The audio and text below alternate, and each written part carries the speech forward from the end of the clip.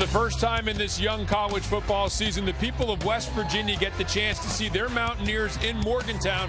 And there's plenty to be excited about. A 1-0 start, a lofty national ranking, and a Heisman hopeful who's off to a terrific start.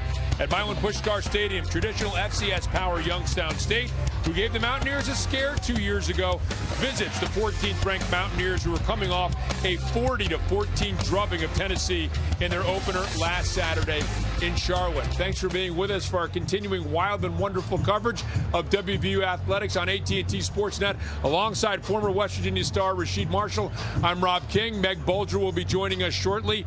High expectations in Morgantown and a great start to the season for them last week in Charlotte. Great start to the season. You have a neutral site game, SEC opponent in Tennessee. You get a convincing win. Now, as you mentioned, you get back to Morgantown. You get to do it on your home turf.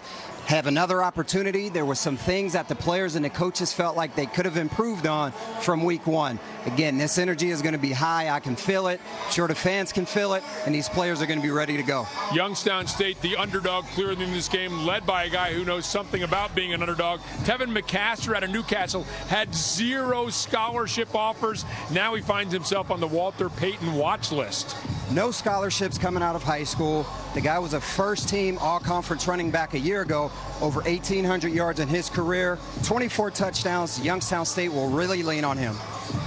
Will Greer, meanwhile, the quarterback for West Virginia, a lot of Heisman hoopla around him. His opening week, 5 touchdowns, 429 yards. And he got off to a fast start. The Will Greer Will to Win Heisman campaign started fast. Walter Camp, Player of the Week. Big 12 Player of the Week. Offensively, the guy threw 5 touchdowns. NFL caliber talent, big arm. He's going to lead this offense today.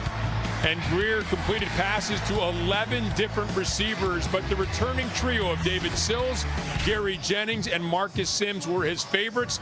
They were a year ago. They were again week 1 against Tennessee.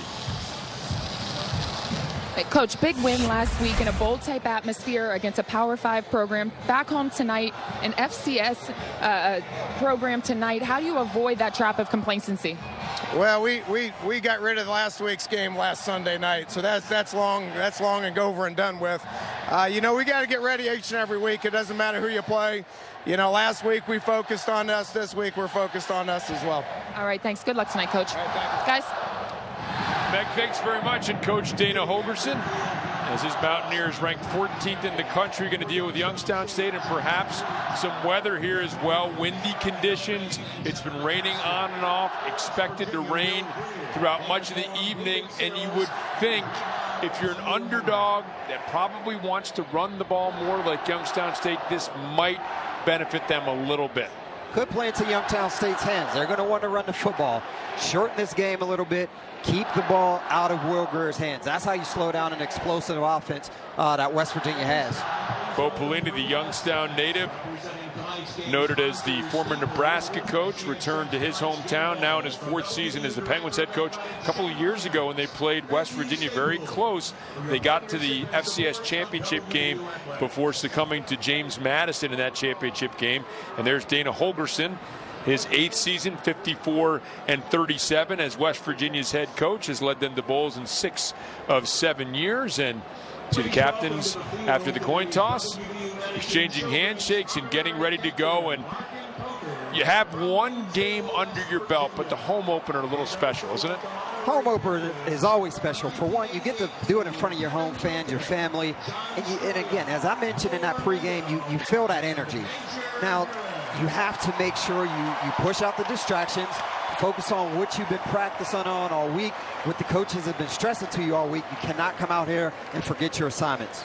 Now, there is a new kickoff rule that if you're watching a college football game for the first time this season that you should be aware of. Any ball that's called for a fair catch inside the 25-yard line will be taken out to the 25-yard line. So it used to be if you called the fair catch at, say, the 12-yard line, that's where you got the ball. But anything inside the 25 will be taken now out to the 25.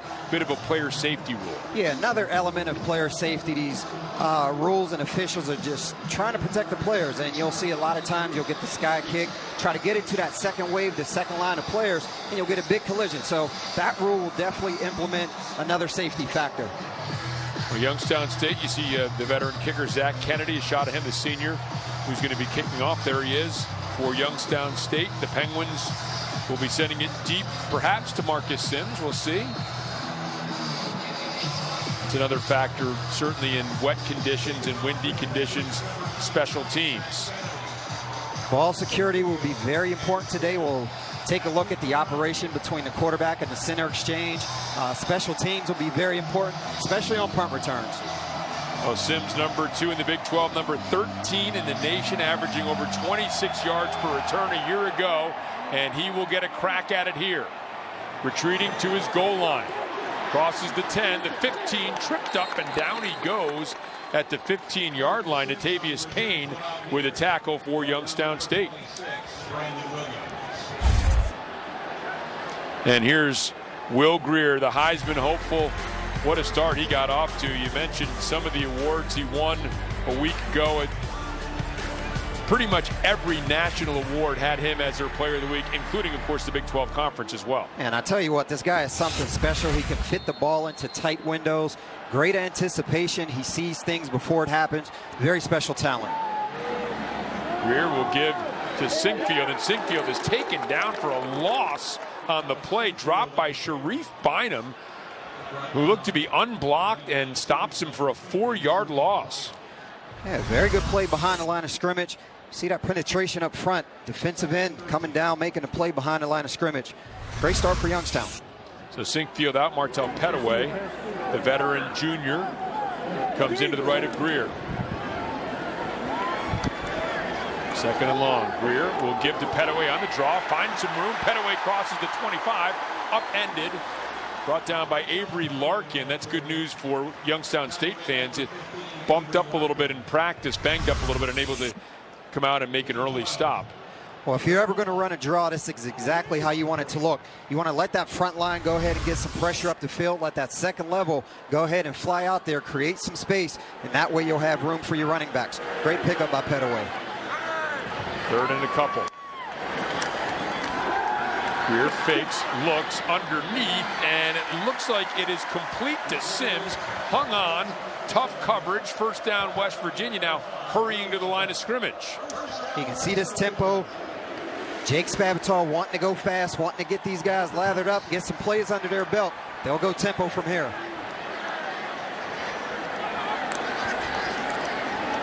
Pettaway off the right side. Pettaway finds some room, bangs forward to the 34-yard line, a pickup of 8. Let's take a look at a couple of the players to watch for each team. David Sills, a preseason All-American, just like his quarterback in Will Greer, and Armand Delevade, tackling machine out of West Allegheny High School. Bob Palco, an excellent program at West Allegheny, and Delevade, one of the better defenders they've had go through that excellent program. And here on the second down carry is Pettaway, and he picks up a first down out to the 38. Well, you can see West Virginia early on trying to establish that running game. We mentioned the wet conditions. This is one way to take control of a football game, and that's being physical up front with this running game. So continuing to go with a 4-receiver set, but they've been running a lot out of that look.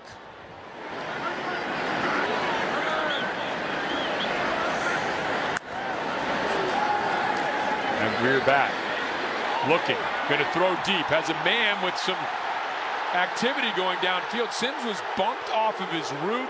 You can hear the crowd perhaps booing. They thought it should have been interference. A lot of times you'll get some incidental contact down the field. Not sure if the feet got tangled up right there or not.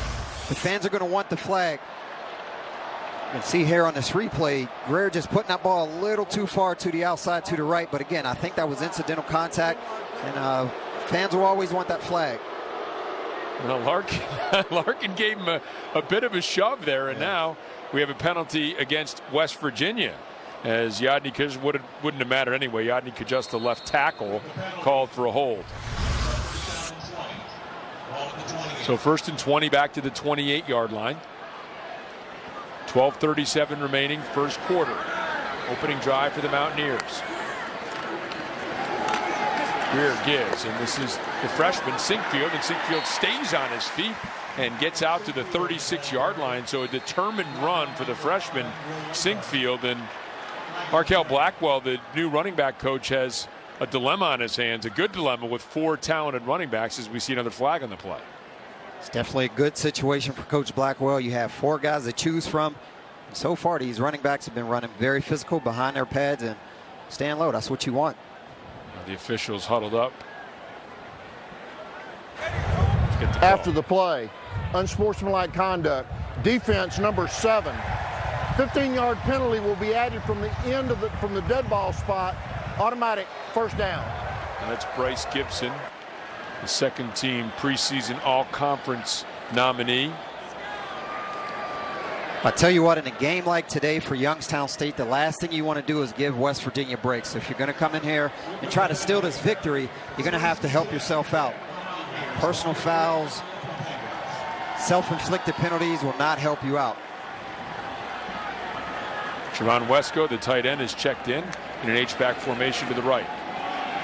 In the give, and it's Sinkfield again, and Sinkfield is hit almost immediately. Armand Delevate in on the stop. You know, one thing I'm noticing early, this front defensive line for Youngstown State, these guys are doing a pretty good job up front, getting some penetration right there. You had about 2 or 3 Youngstown States on the football at the first point of attack. So we'll see how this plays out. This offensive line for West Virginia is going to have to start to fire off the ball.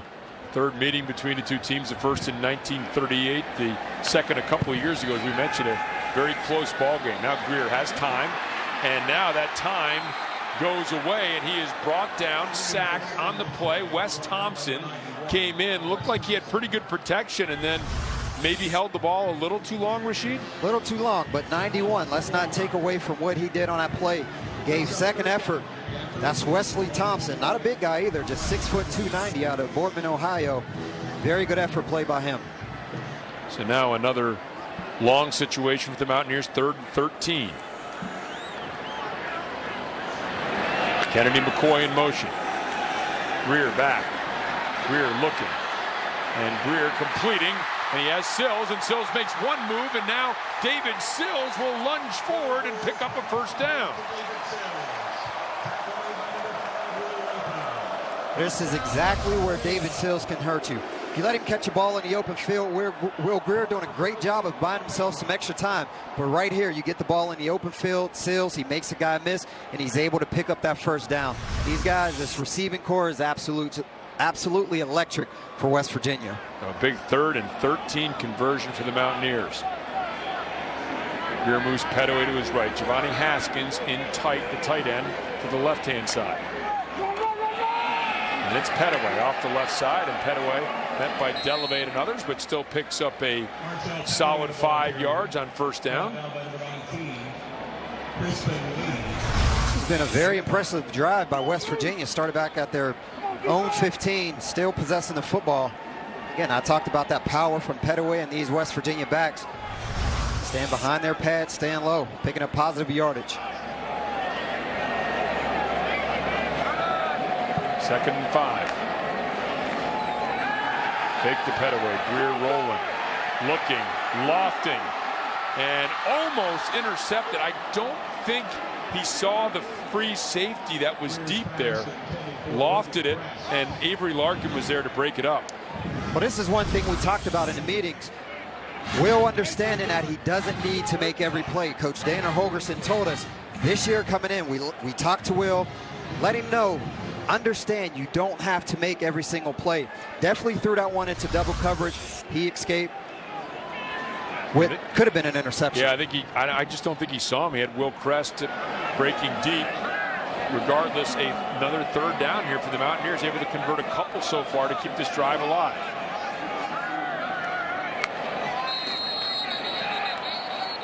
Now we have a flag coming in.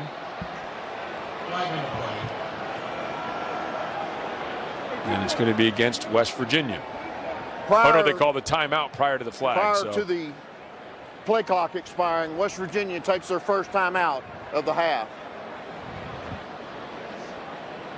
So with a timeout, the Mountaineers facing another 3rd down, trying to keep this opening drive alive. 3rd and 5, 9:49 remaining, first quarter.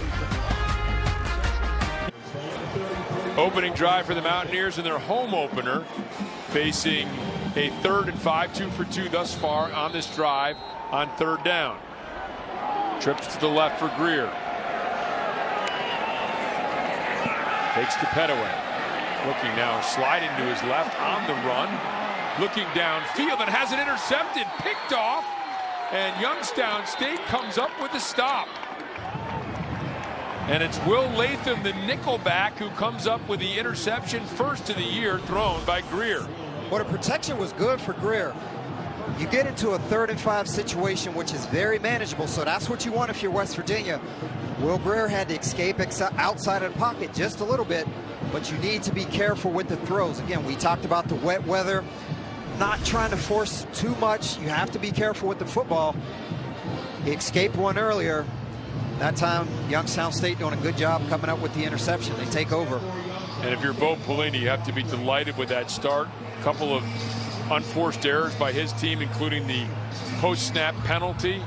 Kept the West Virginia drive alive, but they come up with a turnover, and now have Montgomery Van Gorder, the Notre Dame transfer, at quarterback.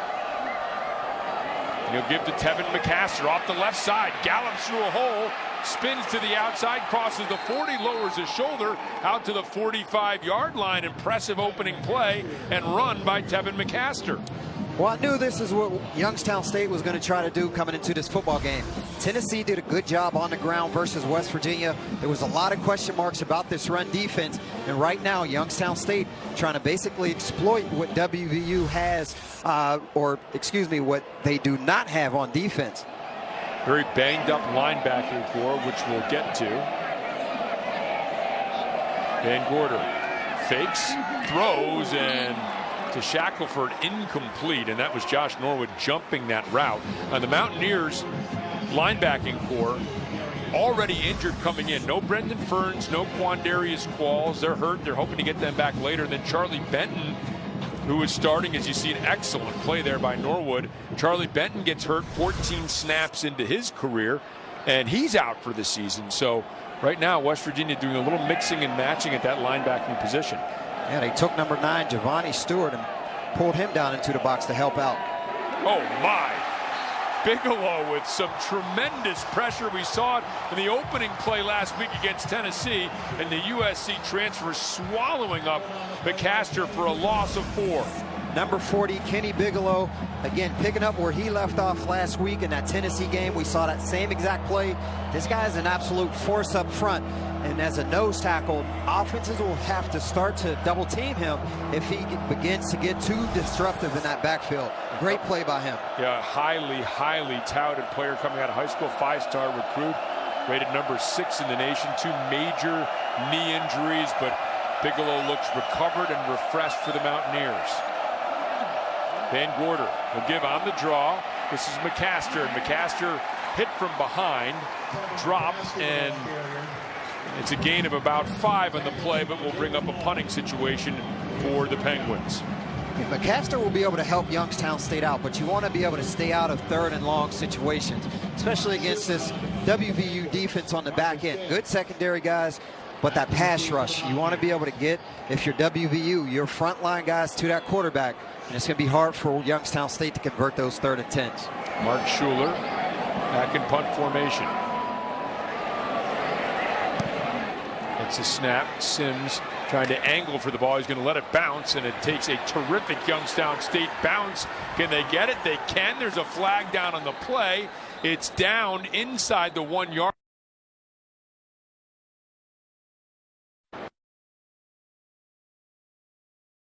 That is a great job on special teams. Very good job by that punt team from Youngstown State. We'll see what this penalty is, but Will Greer, you're going to have a long field to work on. Return team number 28. Half the distance to the goal. West Virginia's ball, first down, timeout. I don't know how they can go half the distance from a foot away, but they will. Darius Hall downs it inside the 1. Dana Holgerson's team pinned deep after that 57-yard punt. With a lot of impact transfers coming to Morgantown, it's hard to believe that just a few months ago, USC transfer Kenny Bigelow Jr. thought his days as a football player were over after a couple of devastating knee injuries. but with the encouragement of friend and wide receiver David Sills and being granted a 6th year of eligibility, Bigelow is back on the field making plays. Bigelow said he can't lie. He was dreaming about being out there the night before the Tennessee game, and that certainly paid off. Bigelow came out, made the first tackle of the game, and Rashid, as you mentioned, it was originally recorded as a tackle for a loss, but thanks to the communications director, Mike Montoro, it was changed to a sack. Guys? Thanks very much. And yeah, that was his very first play. That's what I love. It wasn't just an impact, immediate impact.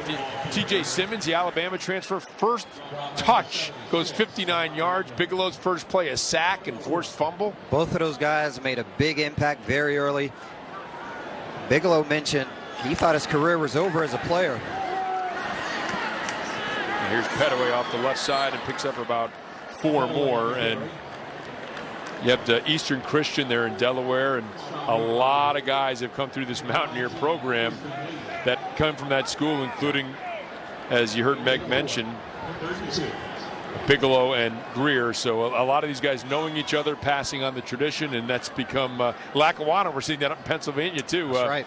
A good pipeline for the Mountaineers program. That's such a good story. I mean, the guy said he was sleeping on his mom's couch, contemplating walking away from football, and here he is making plays out here. Oh, here's Petaway, gaping hole through the right side. Martell Petaway is tripped up by Avery Larkin as he gets out to the 29-yard line, but the Mountaineers run the ball 3 times, pick up 28 yards, and pick up a first down. I tell you what, if you're Petaway, these are the kind of holes you want. You get out, you see nothing but green in front of you. You get into that secondary. That's when those guys start to wear down. You can use that physical running style, running attack, and before you know it, 3rd, 4th quarter, they're going to be wearing down. Here's Kennedy McCoy, and Delevate able to stop him. I beg your pardon, Letty Brown, who drops Delevate for a 3-yard, maybe a 4-yard gain in the play. Delevate with a stop on Letty Brown, the freshman. We mentioned Sinkfield redshirt freshman Letty Brown, highly touted true freshman for the Mountaineers. Well, how do you feel if you're Youngstown State? You get Petaway, and right after that, you get Letty Brown in there. Hard to stop. And the draw play to Brown. And the big freshman rumbles out to the 45-yard line to pick up another first down for the Mountaineers. Pickup of 8 yards on the play. And there it is. That's that 1-2 punch. West Virginia show and pass right here. They're able to get a lot of separation between that 1st and 2nd line. Great play design, great draw. Again, Letty Brown is going to be a big contributor, big factor for WVU moving forward. Yeah, make that a 12-yard gain, by the way, as a Youngstown State player down. Coach Bo Pelini coming out. We don't have a look at the number. We'll get the information for you when we resume. The Mountaineers marching, 5:48 remaining. First quarter in a scoreless game. Well, Cash Mitchell was the injured player, but he's back out there. So let's take a look at what happened here. Banged up as he came in from your right there to lay the hit on Letty Brown. And Mitchell was able to pop up, leave under his own power, and again back in the game now. Here's Letty Brown, the freshman, wiggling through a hole. Oh my, banging through a would-be tackle. I believe it was Delevate who came up and hit him. One of the surest tacklers in FCS, and Letty Brown showing that strength. Well, that's the physicality that I talked about from these West Virginia running backs. West Virginia showing 10 personnel. That's 1 running back, no tight ends, but they're trying to spread Youngstown State out. Letty Brown up the middle. That's 5'11", 211 pounds coming right at you. Very physical run by Brown. 14 yards. McGuigan hit him first, then Delevate, and he just kept going. And here he is again, right up the middle, and he's going to get a shorter gain. This time it's still a good, solid surge of 5 yards. West Virginia is doing a good job on the ground. They're picking up positive yardage. Every now and again, Youngstown State will sneak a defensive lineman in that backfield and cause some confusion, but for the most part, that offensive line is getting a good surge up front, and West Virginia seeing positive yardage on the ground. Kennedy McCoy is checked in for the first time, the junior running back from Lexington, North Carolina. And the fake to him. We're looking underneath, complete to Gary Jennings. Jennings shakes out of a tackle, down to the 21. Another first down for the Mountaineers. I tell you what, if you want a completion, you're going to throw the ball to number 12, Gary Jennings. The guy is an absolute machine when it comes to catching the football. Great underneath routes. He understands this offense, and he knows how to get open, and I think Will Greer knows that. Very good route, good execution by Greer and Jennings. 97 receptions a year ago. Amazing. And only 1 touchdown. Yeah, he had one last week, so we put a down payment on that early as Sims gets inside the 10. That's Marcus Sims, another first down for the Mountaineers. Talked about those veterans, Sills, Sims, and Jennings. Earlier, 13-yard pickup. Yeah, you're starting to see this offense come to life for West Virginia. Right there, just showing a little bit of misdirection, trying to get that second level from Youngstown State. Those linebackers that follow the flow. West Virginia came back with basically an over route and was able to hit that right over the middle, find Sims. Great job, great execution. Something that would have been almost unheard of for the Mountaineers. 2 tight ends in the game. And here's Sinkfield off the right side, and Sinkfield will scamper in for the touchdown. The freshman Alex Sinkfield comes up with a TD.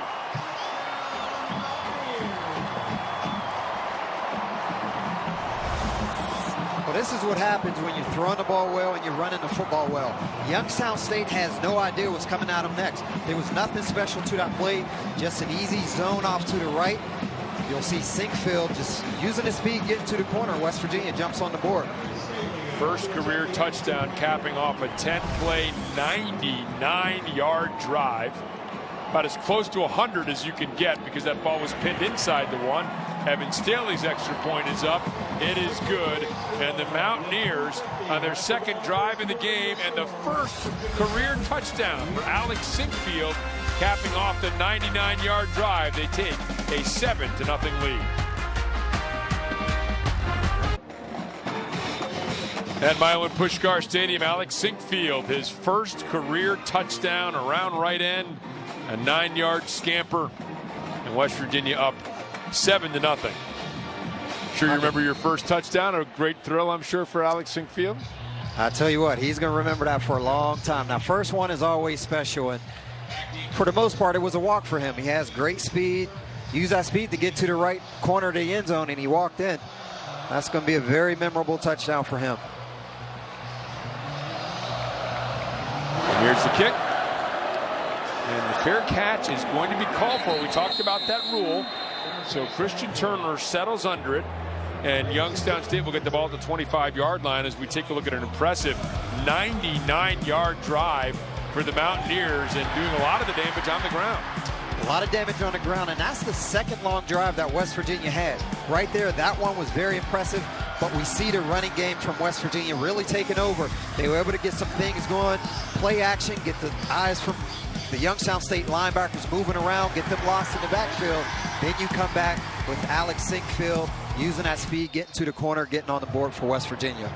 Opening drive for Youngstown State. They got a first down, then went 3 and out on the second possession. So looking to establish something here offensively. And now we have a whistle and a stop and play.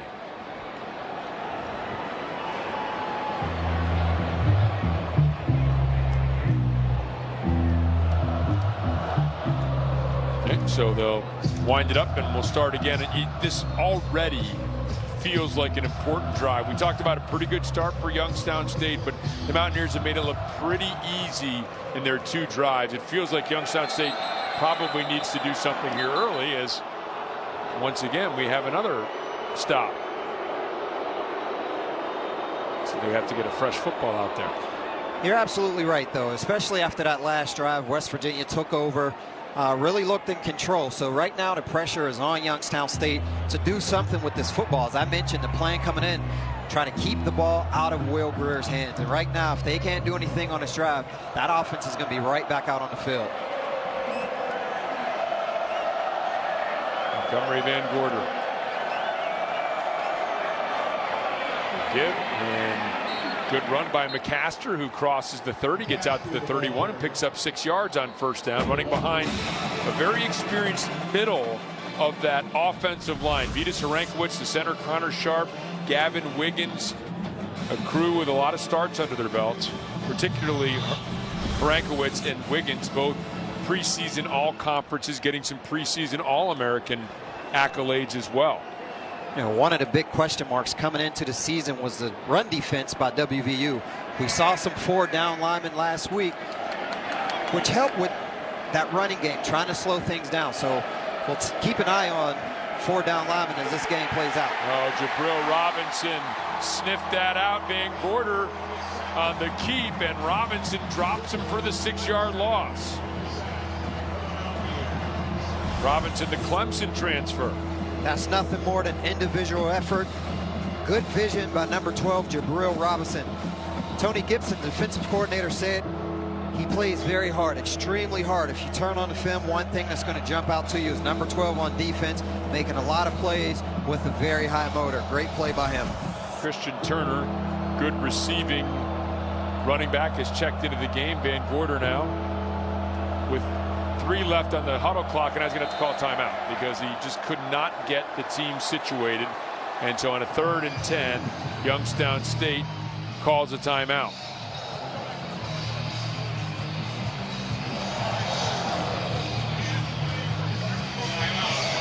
So last week, West Virginia, we've seen, obviously just saw in this last play, the tackle for loss by Jabril Robinson, but this is something Tony Gibson wants, an aggressive team that can make tackles behind the line of scrimmage. That's right, and that's that 4-man line that I talked about. At times, West Virginia did it with just 3 down linemen, so that's very promising to see if you're a fan and a coach from West Virginia. Getting a lot of penetration behind the line of scrimmage. The Stills brothers did a great job in that football game as well. So West Virginia has some depth at defensive line. And there's Jabril Robinson, and it is interesting that you have Josh Sills, right? And then you have David Sills, and then you have the Stills brothers. So it's a lot of STs. A lot of Sills and Stills. 3rd and 10. Now looking over to get the play changed, so Turner will move to the right of Van Gorder. Van Gorder back out in the flat and just threw it away. He knew he had nothing going there. David Long had sniffed out the swing pass to Turner, so it is 3 and out. The Mountaineers defense doing the job. But that could have been worse than what it was. Being that Van Gorder is a senior quarterback for Youngstown State, understood the situation, didn't try to force anything, got the ball into the ground, and Youngstown State lives to play another play. But that could have been worse than what it was. You're going to have your punt team out here and try to pin this West Virginia offense back deep. Well, Mark Schuler's first punt took a terrific roll. Great job of downing it. Now his second kick.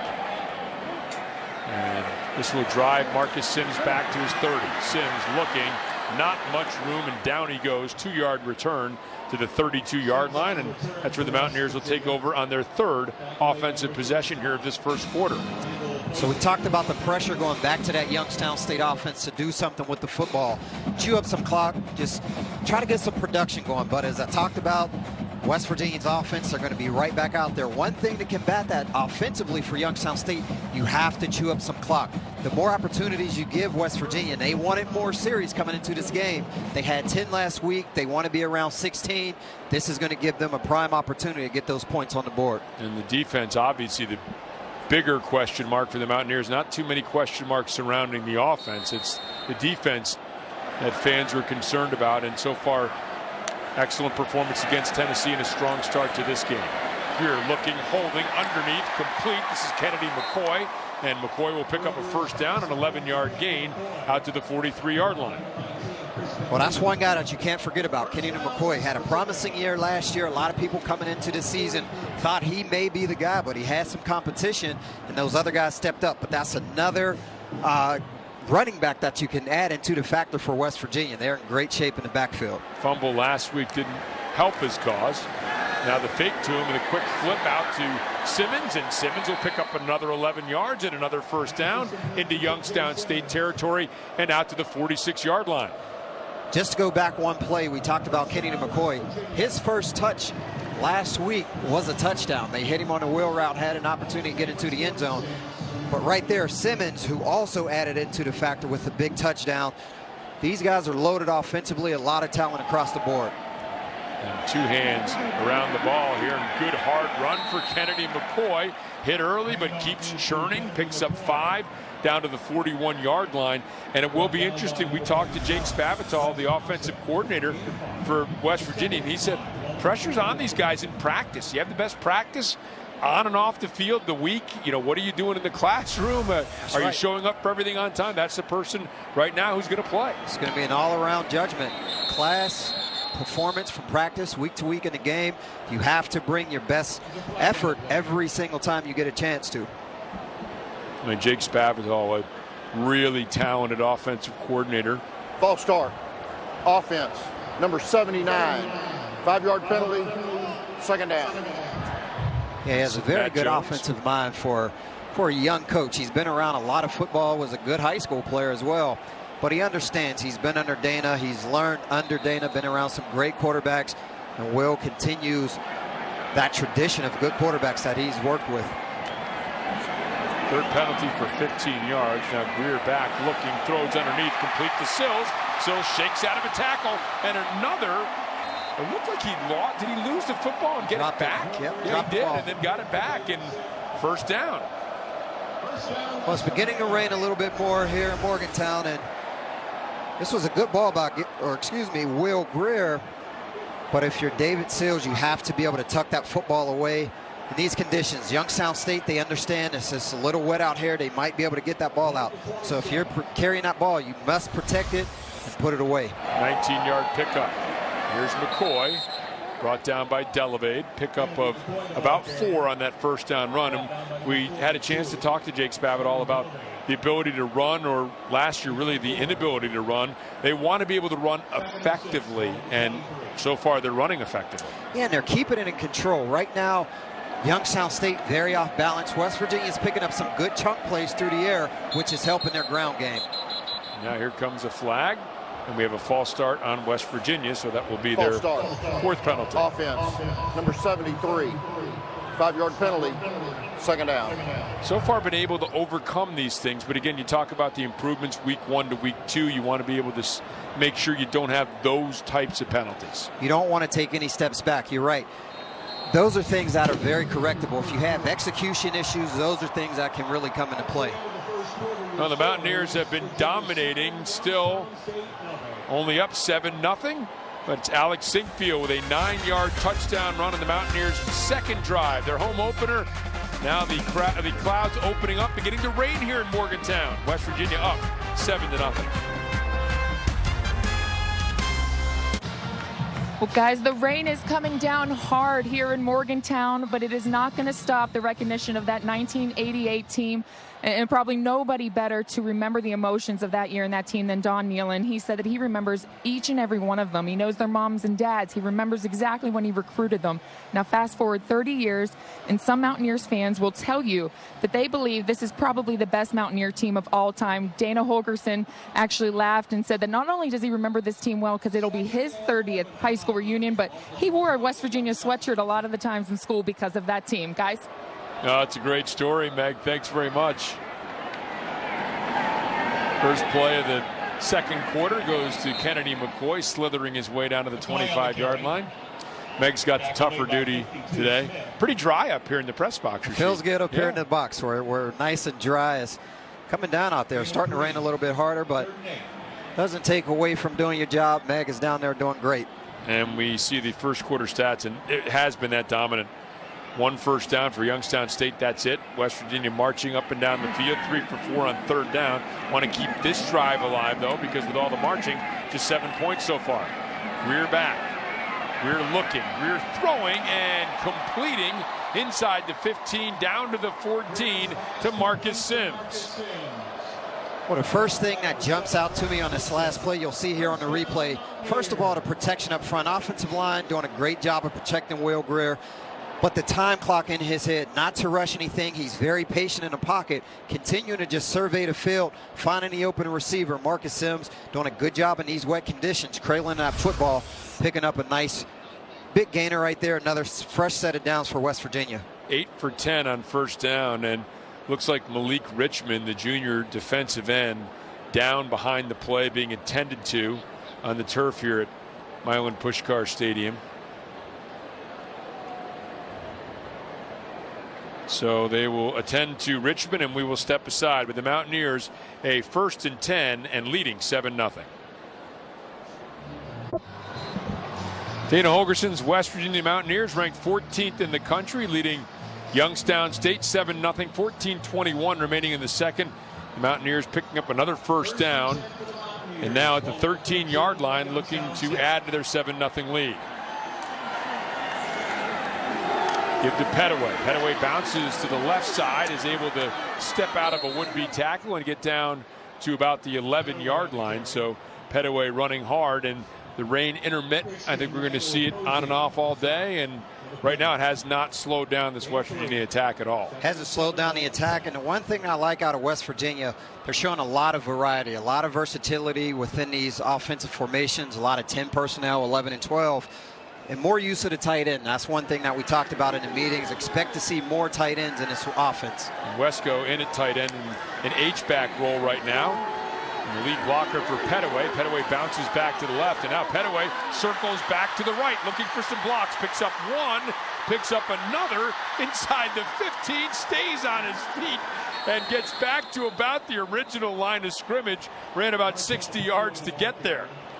What a run. I mean, again, these are backs for West Virginia, just so tough, so physical. You can see the second and third effort by Petaway, reversing field, getting up positive yardage, picking up some blocks along the way from the receivers on the outside. Great job, great individual effort. And again, those guys just lingering around for West Virginia, trying to help out as best as possible. And they never did get him off his feet. Lenny Brown is checked in now on a 3rd down.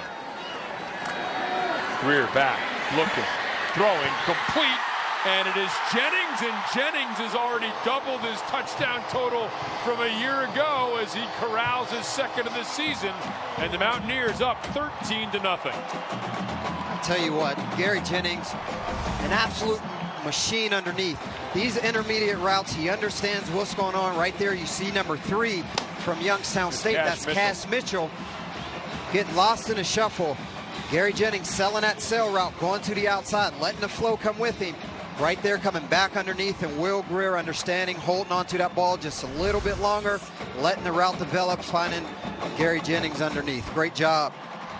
And Staley's extra point attempt is up, and it's good. A 10-play, 68-yard drive, capped off on the 11-yard touchdown pass from Greer to Jennings.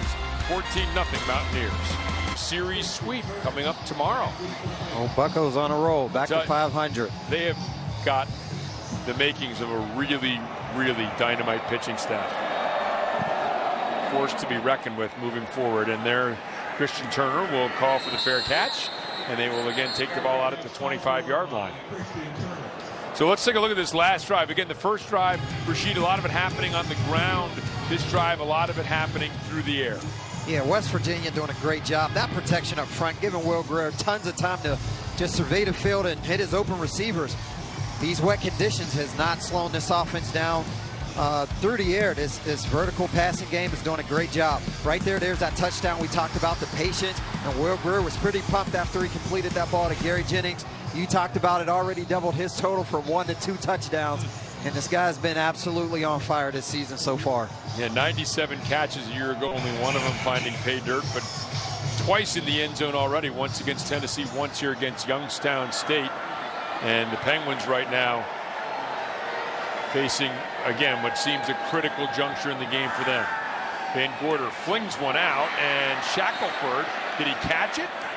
No, incomplete. Darius Shackelford almost coming up with an excellent catch. Yeah, so you'll see Shackelford manned up on that backside. That's Derek Pitts, number 1. Would have been a good catch, but as an old quarterback, I'm sure you'd like to see him brought that one in. It's all about the completions as a quarterback. That's what you want. Production, execution. 2nd and 10.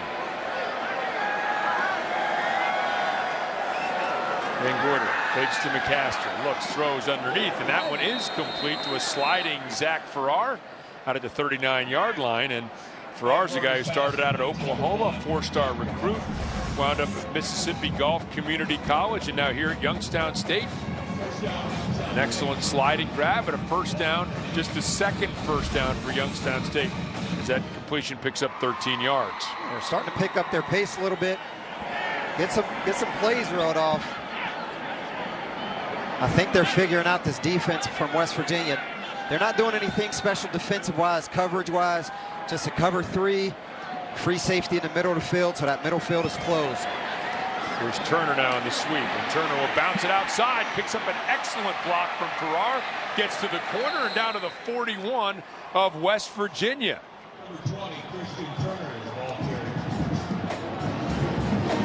So number 20, Christian Turner, again up front. This offensive line for Youngstown State starting to get it figured out. You see the guys on the perimeter making some blocks.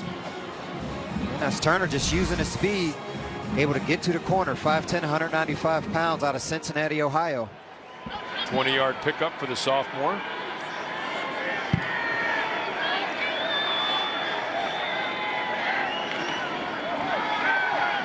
Woodard looks again, lofting one downfield, and the flag on Pitts as Pitts and Farrar got tangled up, and so that'll be a third consecutive first down. 3 plays, 3 first downs for Youngstown State, this one coming via the penalty.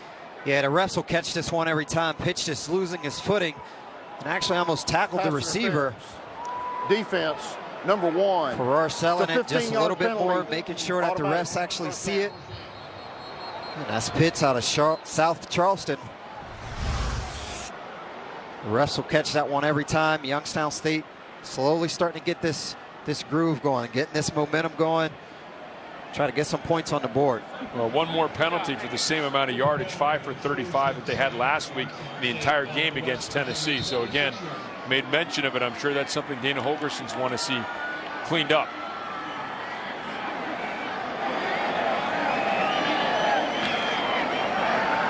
Take to McCaster, Van Gorder on the keep, and Van Gorder will scurry out of bounds inside the 20. They'll mark him out of bounds at the 19. Nice pickup by Van Gorder. Not the most fleet of feet from a quarterback position, but I mean, the guy has the tools to get it done on the ground. Right here, we just see a easy play action. Not sure if that was an actual read for Van Gorder to keep it, but again, positive yardage. I talked about the rhythm that West Virginia's in right now. They seem a little off balance defensively.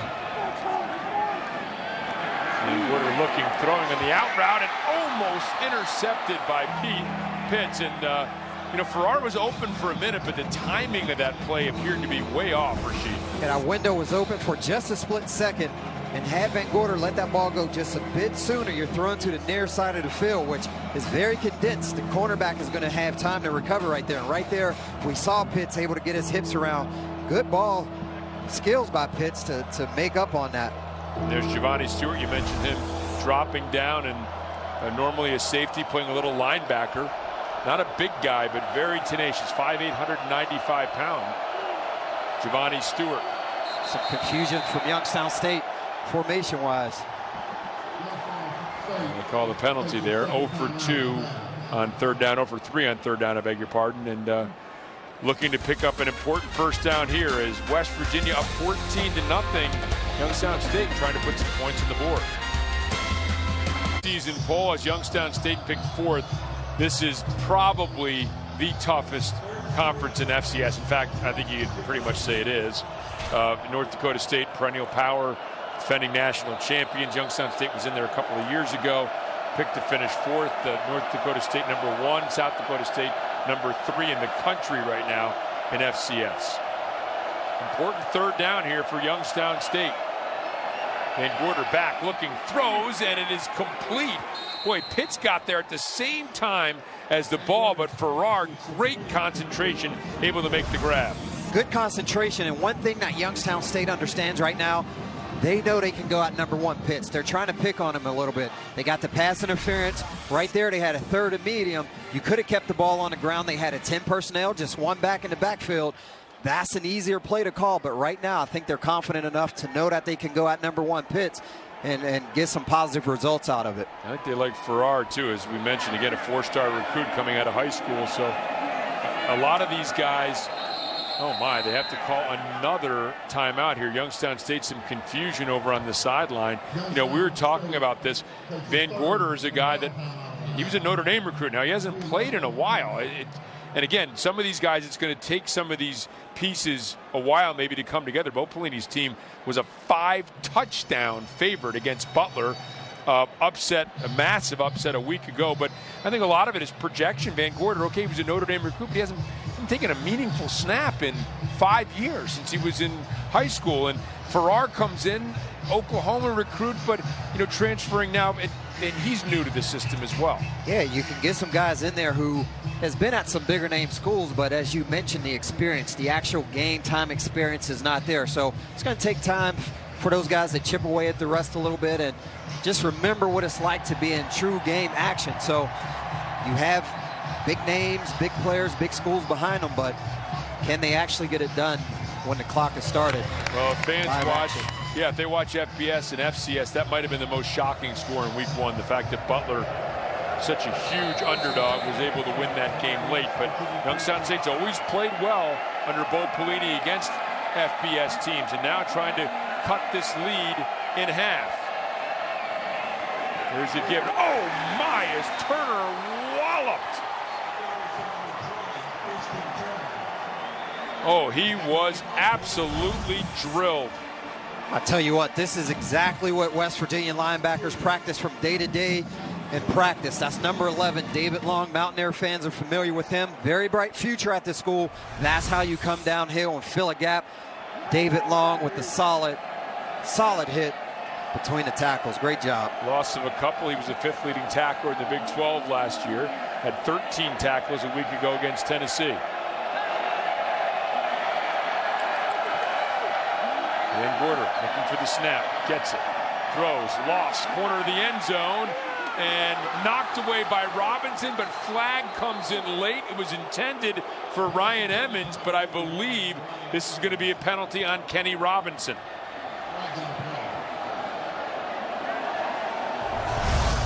Well, Youngstown State took a play out of West Virginia's playbook last week versus Tennessee. Full 15 yards will be enforced to the 2-yard line, 1st and goal. Well, the penalty is going to take the ball down to the 2-yard line and the pass interference call. 6 penalties now for the Mountaineers, more than they had a week ago against Tennessee. And again, Dana Holgorsen, some things that he's going to want his team to clean up, and now a 1st and goal from the 2-yard line. Yeah, a lot of things to clean up for West Virginia on defense, but again, that last play, you get an outside receiver, you just run a simple hitch from that slot concept, you just run a fade. Fake to McCaster, Van Gorder throws and knocked away, incomplete. Good coverage by Pitts that time as he gets the hand in there. Yeah, it's been a battle with Pitts. He's being picked on a little bit, but right there, stepped up to the plate, did a good job. And you can see right there, he's telling those guys, bring it. I'm ready. I'm up for the challenge. That was a good job of getting that hand in there. May have got away with a little hand around the waist on Farrar, but sometimes the ref is not going to catch it, and it's going to be a battle in there. So good job by Pitts. Very promising to see. Pitts, Norwood, Tony Gibson mentioned, full of confidence and a little vim and vigor from both those young men as well. And boy, the attempted give to McCaster goes awry, and it's Giovanni Stewart who comes in. It looked like maybe a little bit of a mishandle there, and it's going to be a loss of a couple. Well, we talked about the wet conditions. That was the first center quarterback exchange problem. So you get a low snap, it's mishandled by Van Gorder. You just have to try to scoop it up and get what you can get.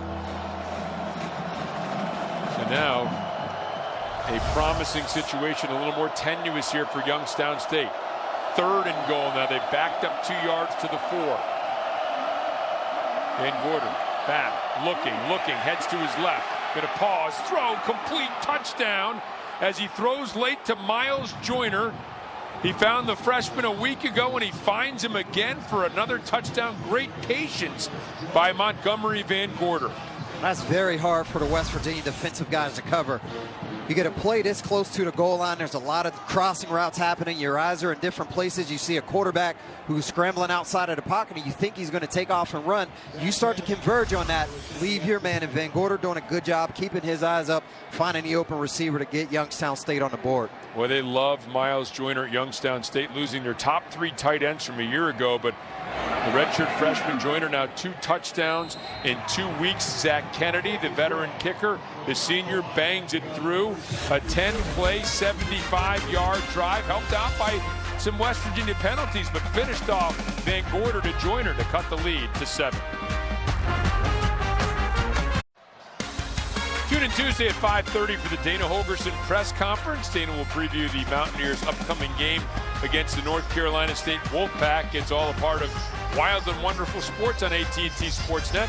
NC State, led by quarterback Ryan Finley, 2-0 in the season. They beat James Madison in week 1. 41-7 victors over Georgia State earlier today. And Dana Holgorsen, of course, hoping his team will also be 2-0 heading into that matchup. Yeah, you can't look forward. You have to take care of business today, but that'll be a tough game next week. Jack Kennedy the kick, and then be taken by Sims at the 4. Sims wiggles through a little room and now stays on his feet and weaves his way out to the 29-yard line. Good return by Marcus Sims, one of the best in the country a year ago in Youngstown State. Look, West Virginia helped them out, but some impressive plays as well along the way.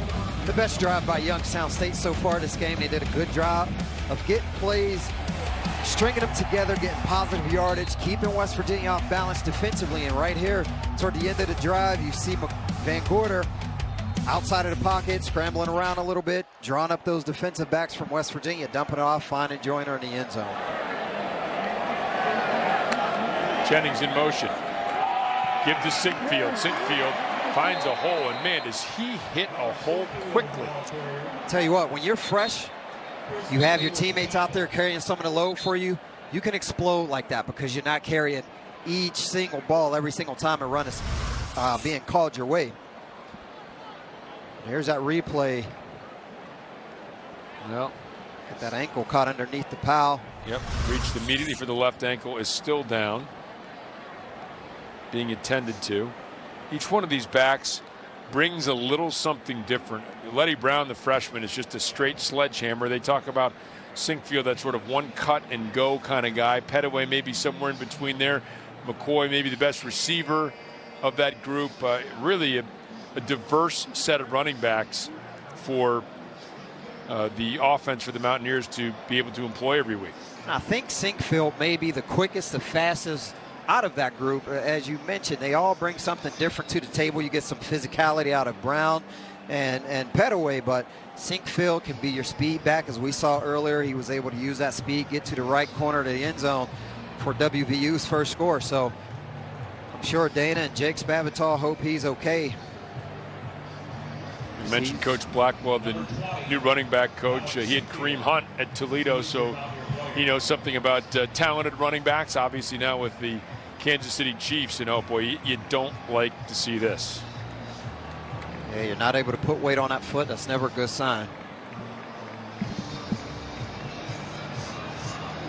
Heading very gingerly. They were extremely tempted to use him a year ago.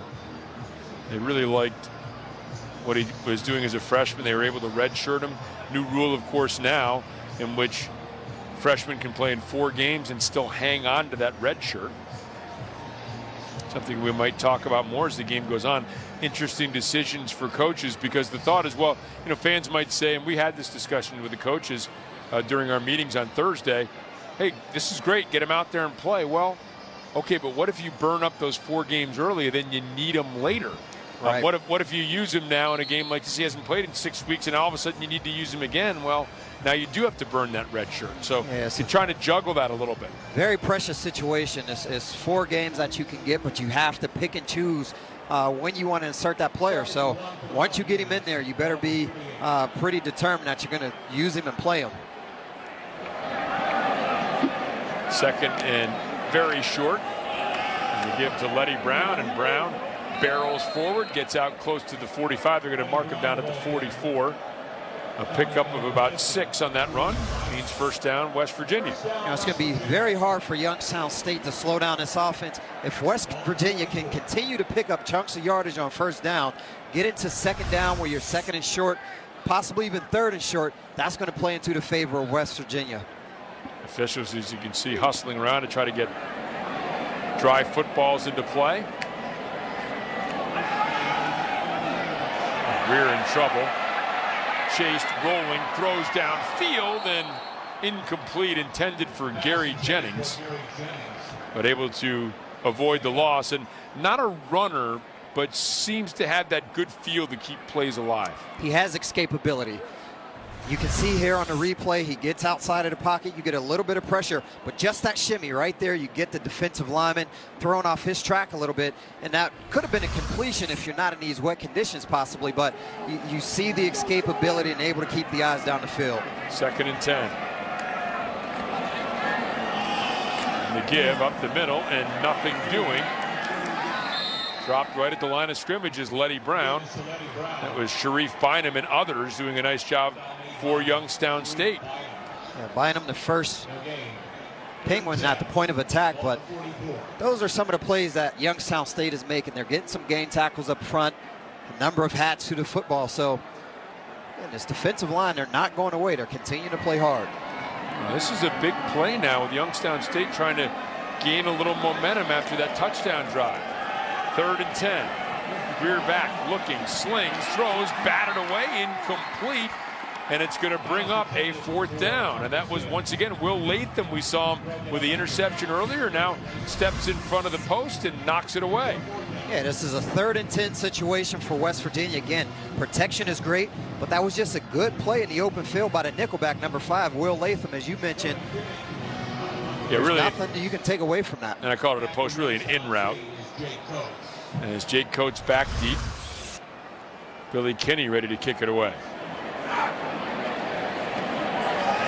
Big pressure, and Kinney able to get it away, angling it towards the sideline, and it's going to take a good West Virginia roll and be down inside the 10, down at the 6-yard line. So Kinney, an excellent punt. We've seen each team get a little bit of a roll on that end of the field.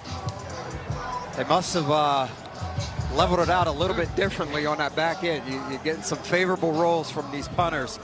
Do they still have that big crown in the field when you're playing here? From my understanding, it's now flat. But did they when you were playing? When I was playing, yes. Yeah, they have flattened it out considerably. 49-yard punt there by Kinney. But yeah, that notorious for that big crown. Yeah, you'll see that crown right at the 50. Great work by our camera guys. You can see that field's been leveled off. 1st and 10 for Youngstown State. It's a very long field for Van Gorder and these Youngstown State Penguins to work on. Very important to understand your situation. You're backed up. You don't want to do anything stupid with the football. Protect it at all times. Van Gorder gives to McCaster. No, kept it. I beg your pardon. And Van Gorder out to the 15 and gets out to almost the 17-yard line. Well, I wasn't the only one fooled. West Virginia flowing with McCaster, and that allows Van Gorder to get to the edge. Yeah, nice quick hands right there by Van Gorder, able to use some of that speed to get outside, but that's a nice, good pickup for Youngstown State. Gives you a little more breathing room so you're not so far backed up. Now they can try to start to open things up a little bit more. A 1st down on that 10-yard run.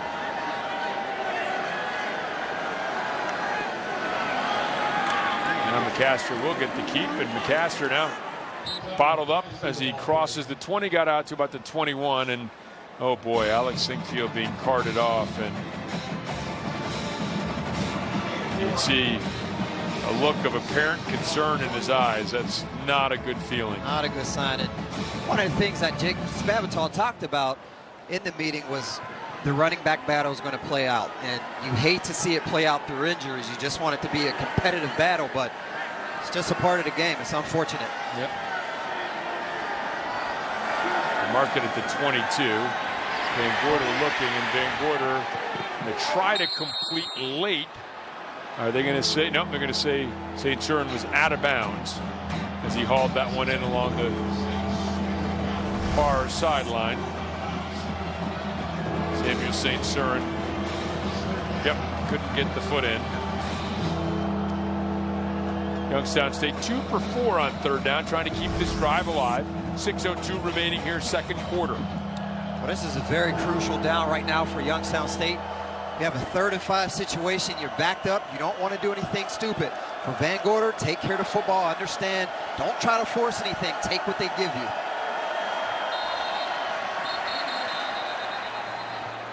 Flag on the play.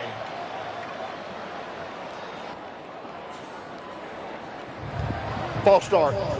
Offense number 20 was not set prior to the snap. 5-yard penalty, third down. Well, we saw an unusual situation playing out there. A late substitution. Turner comes in for McCaster. Now West Virginia has the right to make their substitutions. And so because that came in late, Van Gorder was trying to hurry the team up, and Turner didn't have an opportunity to get set. Yeah. Unfortunate for Youngstown State. Now you're backed up at 3rd and 10, which is really going to be tough. The crowd noise isn't that bad, but 3rd and 10, you still have to execute here. Now, as you say that, the crowd, understanding this is an important part here of this second quarter, beginning to make some noise. Van Gorder on the give. And this is McCaster, and McCaster's going to pick up a first down as he gets out to the 28-yard line. I beg your pardon, that was Turner on the carry. Nice safe call by Youngstown State. If you don't get the 3rd down, you're going to be able to punt it away, but nothing special to this play. You're just in a shotgun formation. You run an easy zone to the left. Turner using just that athletic ability to get upfield. First point of attack for the Mountaineers was about 6 yards down the field. Van Gorder back, looking, time, now he'll tuck. And Van Gorder makes a move, gets out to the 40-yard line and picks up apparently another first down, depends upon the spot. But yep, they're going to signal first down, 11-yard run for Van Gorder. So everything I said about Van Gorder, you can throw it out the window. Great escapability right here, but outside of the pocket, you see a little nifty move right there, put on number 3, Toyus Avery. Left him in his tracks. But Youngstown State, again, just filling out this offense, learning this defense, getting a little more comfortable with it. Doing a good job execution-wise here. Clock rolling. Van Gorder keeps and will pick up maybe a yard or so before wisely sliding at the feet of David Young. Or David Long, I beg your pardon. That's a guy whose feet I'd be sliding at. We saw that big hit earlier. I'll tell you what, if number 11 is coming your way and it's just one-on-one, you better go down or he's going to run a hole right through you. David Long is a force to be reckoned with. Great player for WVU. Pickup of a yard. Approaching 4.5 minutes remaining. Oh my, and Van Gorder on the give up the middle, and nothing doing as McCaster dropped by Dante Stills, the freshman, and we head downstairs to Meg Bulger. Meg. Well, from nice and dry to the booth, the weather has drastically changed. As you can see, it has really started coming down here. They are meticulously trying to clean off the footballs, keep them dry. Be interesting to see how this half finishes out and see if anything gets a little sloppy. Guys? Meg, thanks very much. Good work down there along the sidelines. Weather definitely a factor now. 3rd and 11. Under 4 minutes remaining. Second quarter. Van Gorder back. Looking, now moves to his left. Has to flip it out to McCaster and incomplete. Looked like he got a little antsy in the pocket there, and nice job covering downfield, and Youngstown State will be forced to punt it away. I think he took off a little too soon. Didn't necessarily need to. The pressure wasn't really there. You get a little bit of pressure coming up the middle, but it's just a situation where you feel some pressure and you think it's time to go. Could have bought yourself about another second or two. Mark Schuler back to punt. Marcus Sims back deep for West Virginia. West Virginia came after it hard. Schuler able to get it away, and Sims wants to return it. Sims bounces it outside, gets a couple of blocks. How about that? They had the block on, and Sims, with no blockers in front of him, able to make a couple of guys miss and pick up some positive yardage. I'll tell you what, the most impressive thing here, he secures the football in these wet conditions, but picking up the blocks along the way. Our punt team is very dangerous. You need to have your head on a swivel, because I'll tell you what, these guys are coming to knock your head off, and if you're not ready, you're gonna catch one. Well, that's a gutsy decision on a 10-yard return there, because he knows the block is on, right? He knows he's not going to have a lot of guys there blocking for him, and is still able to pick up those 10 yards. Here's the give to Pettaway. Pettaway picking his way forward, now steps out of a tackle and is able to lean forward out close to the 43-yard line. They'll give him 8 on that first down run. I think that's a really good point that you make to go back to that punt return, because from a strategy standpoint, a lot of people don't understand. If you're coming along with the block, you're not going to have guys on the perimeter block for you. So as a returner, you have to be smart. That was a big chance right there by a lot of Marcus courage Sims. from Marcus Sims, and paid off on the good return. Now, after that 8-yard gain by Petaway, 2nd and 2.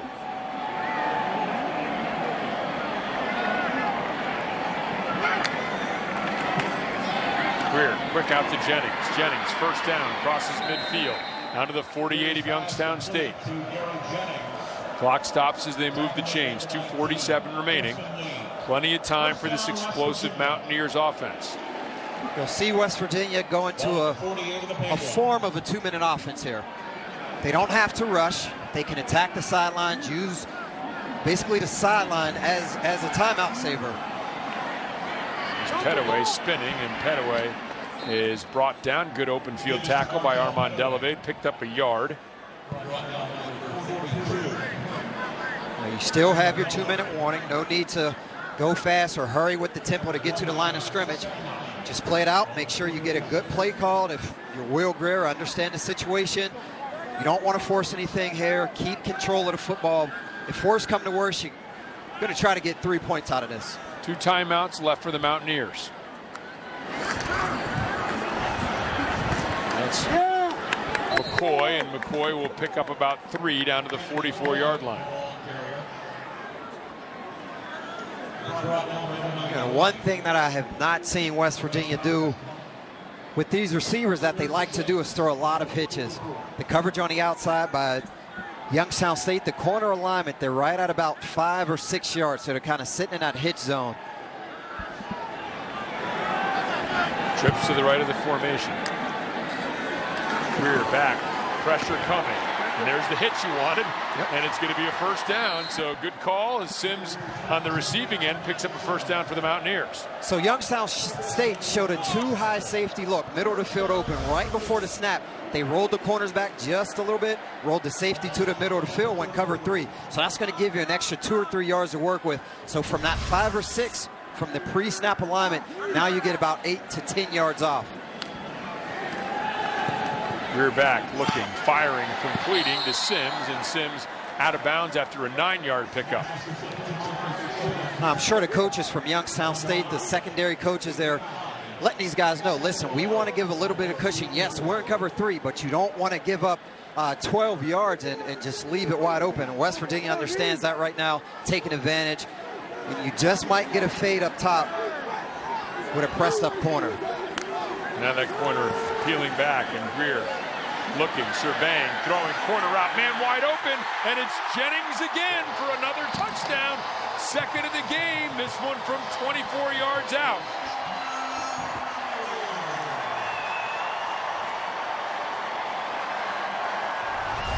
So we'll see on the replay here. Once again, protection just great up front.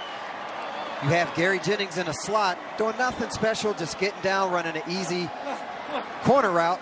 There's not a safety there to really attack, so I'm not sure if Youngstown State really lost him, but you put it on him in the open field. Will Greer understanding what's going on, where to go with the football. West Virginia back on the board. Evan Staley, extra point up and good. A 7-play, 65-yard drive. Took him just over 2.5 minutes. Capped off on that 24-yard touchdown pass to Gary Jennings, the touchdown maker.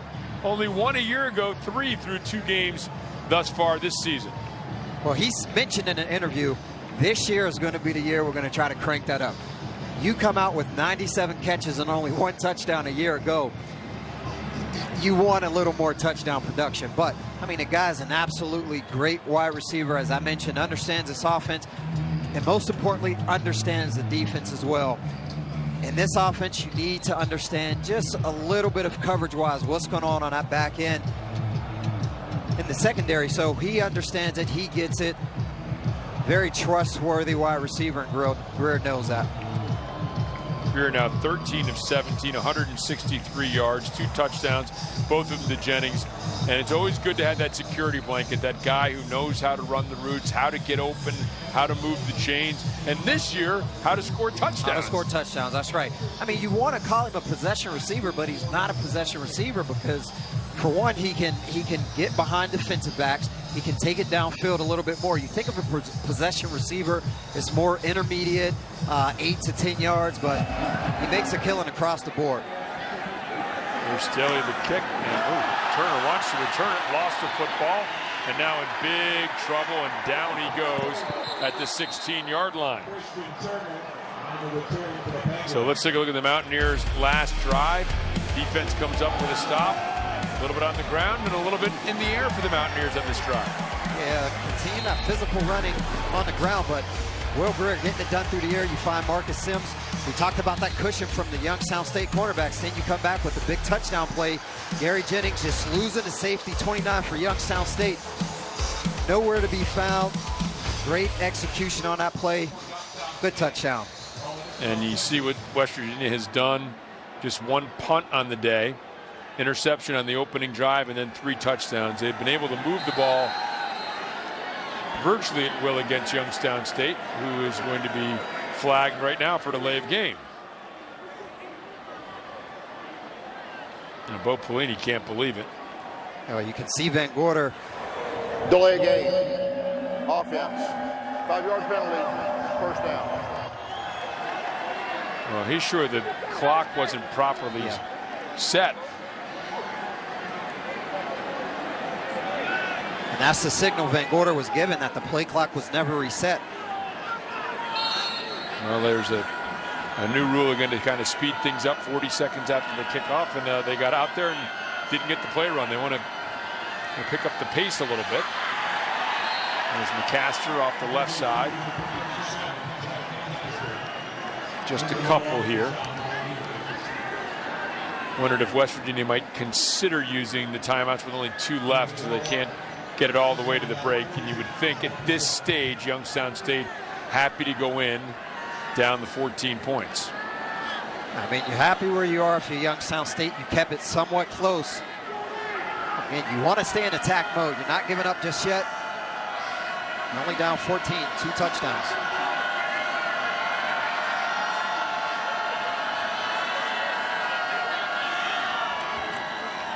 Give to McCaster, finds a hole, spins up to the 20-yard line, and 5 seconds remaining. That will be the final play here of the first half.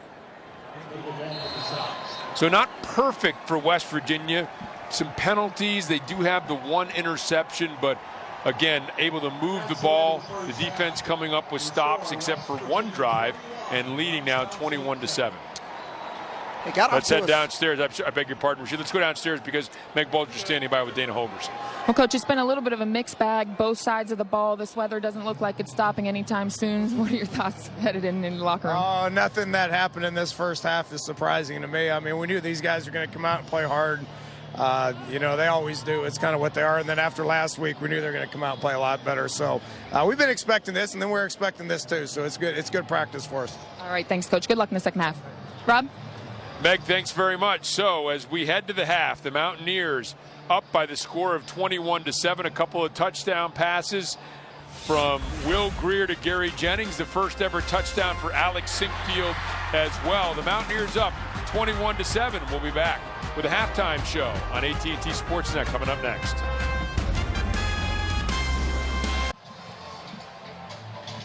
Rainy skies in Morgantown, West Virginia, but sunny weather for Mountaineers fans. They're up 21-7 after the first half. And, you know, Dana Holgerson said he expected a good battle from Youngstown State. He's gotten one so far. Youngstown State came out strong early.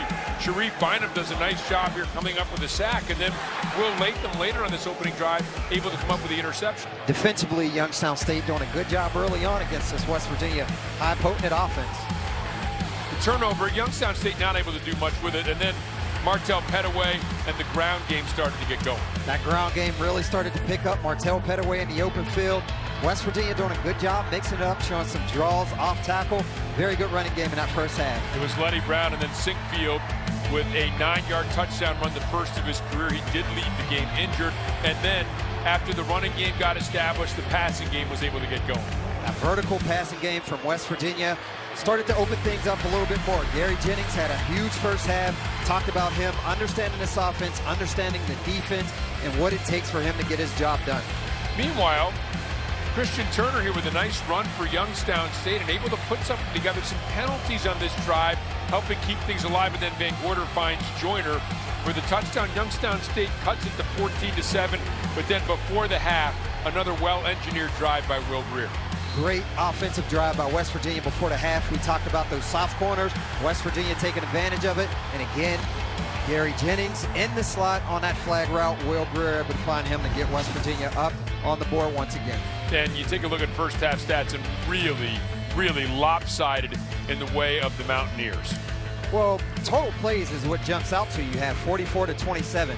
At 27 plays, it's going to be hard to get points on the board. So as long as West Virginia can continue to possess that football, it's going to be hard for Youngstown State to do anything with it.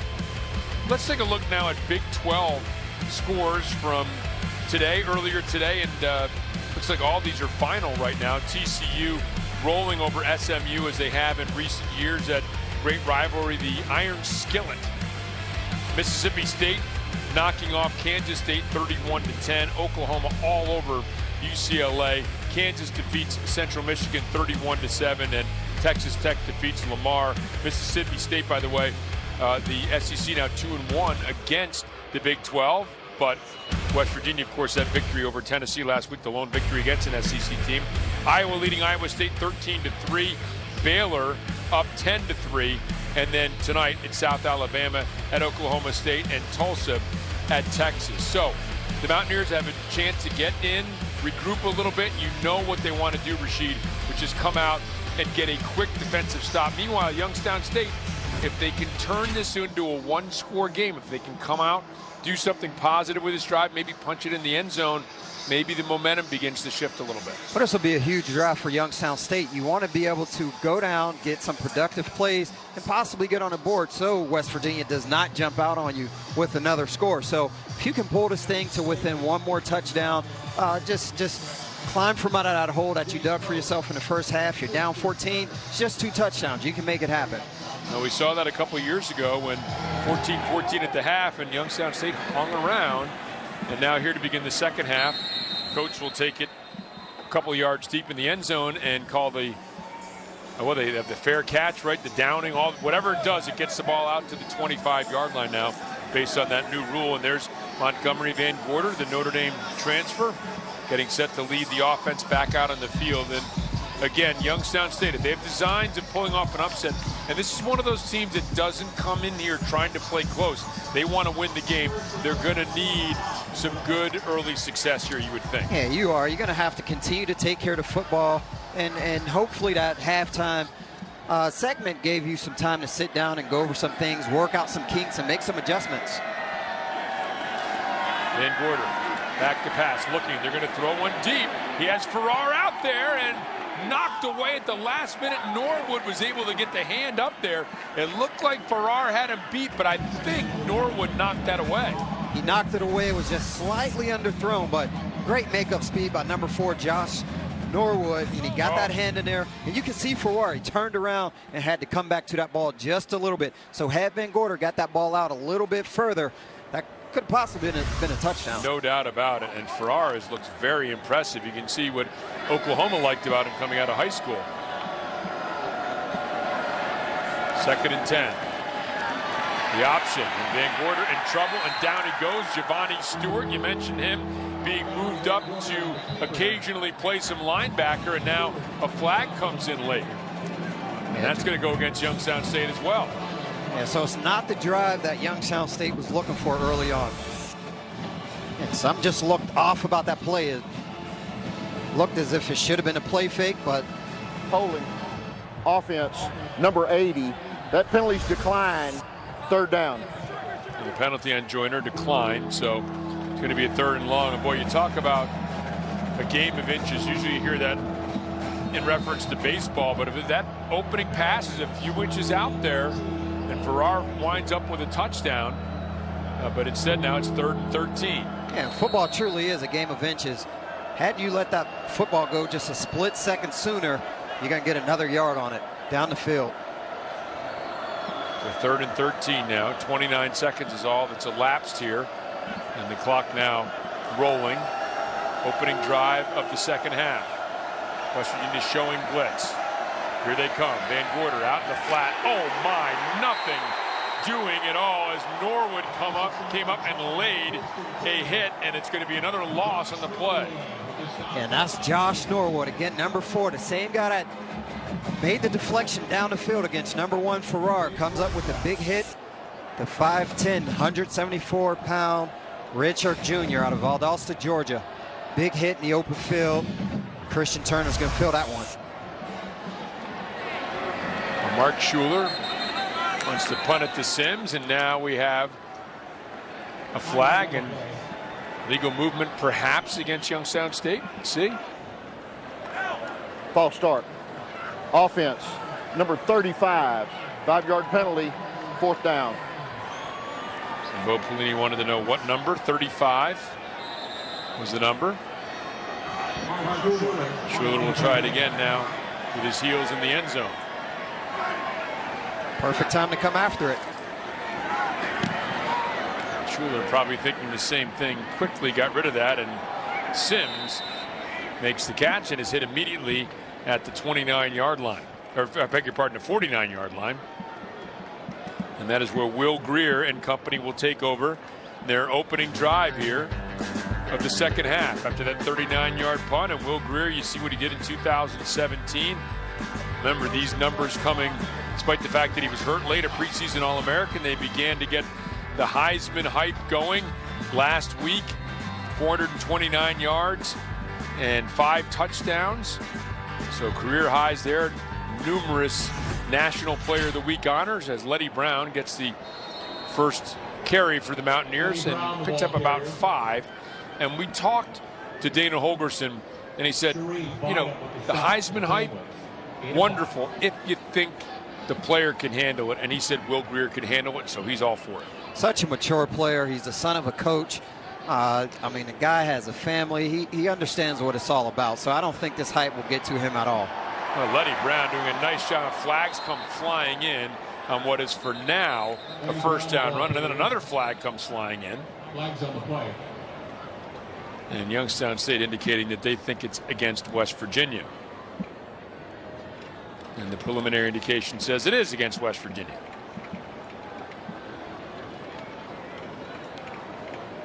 You know, just to go back to Will Greer and talking about that Heisman hype, the guy has played a lot of football. He was at Florida.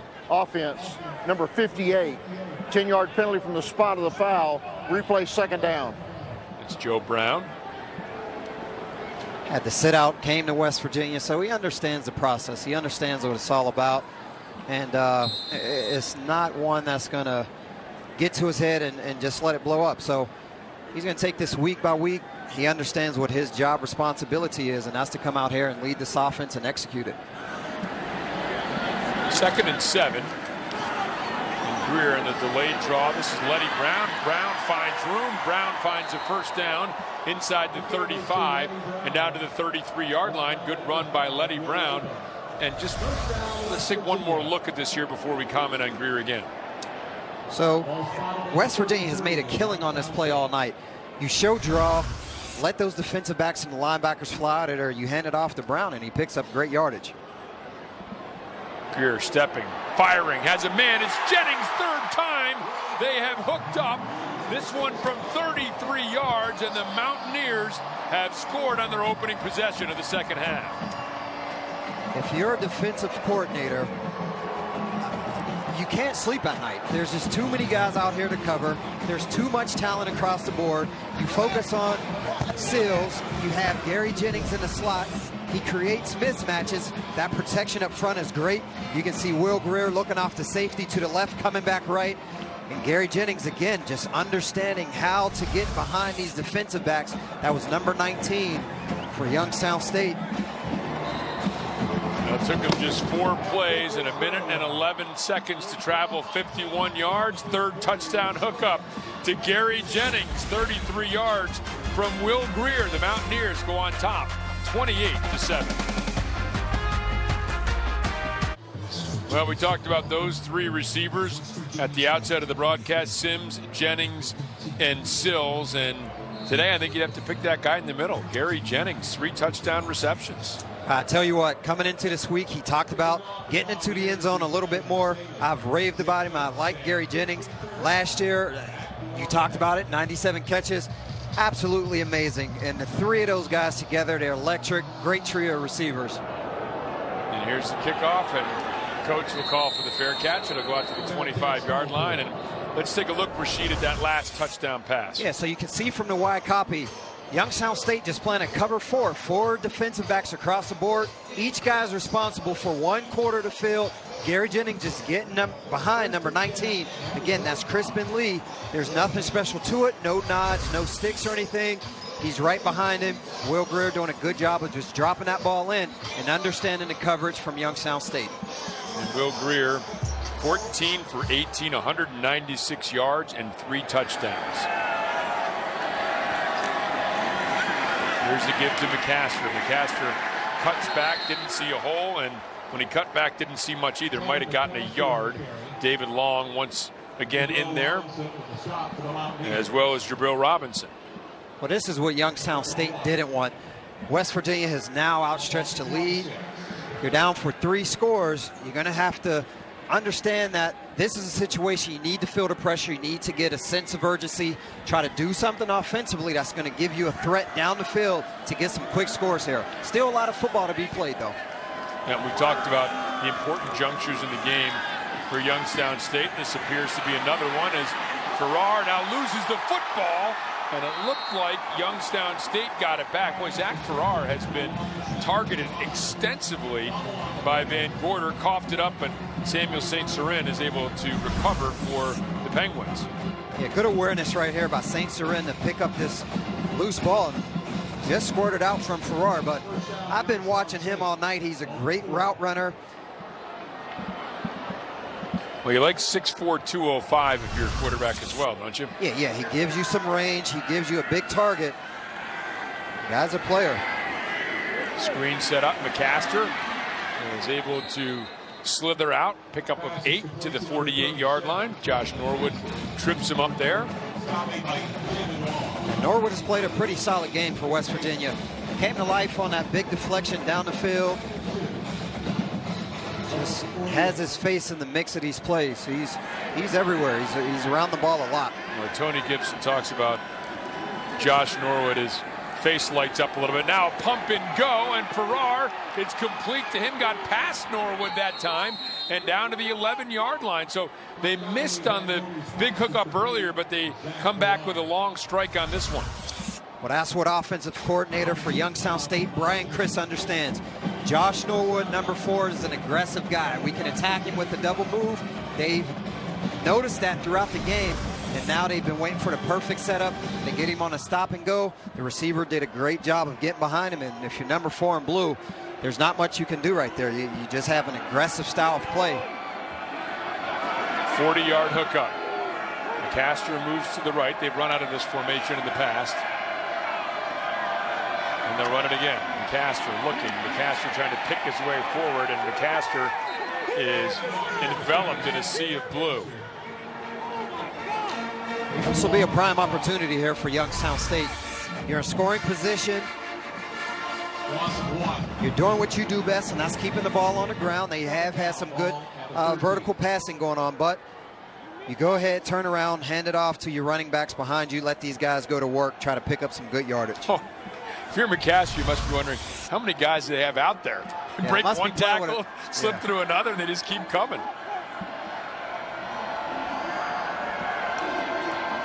They'll fake to McCaster. No, they'll give to McCaster. McCaster off the right side and into the end zone.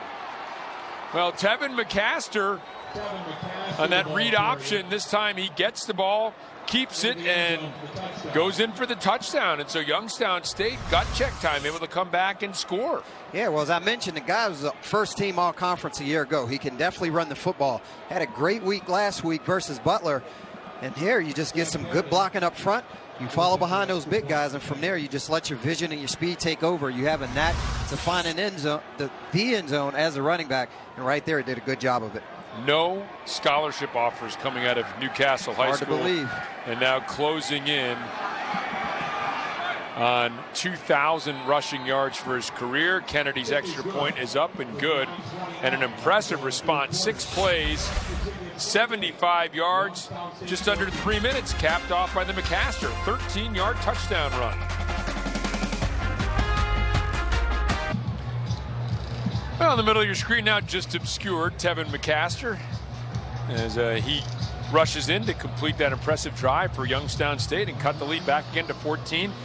I mentioned this, Bo Pelini's team has always played in his 4 years their FBS opponents tough. 8 points to Pitt 3 years ago. We've talked a little bit about the game that they led 14-7 in the second quarter here in Morgantown 2 years ago. Last year, Pitt needed overtime to beat them.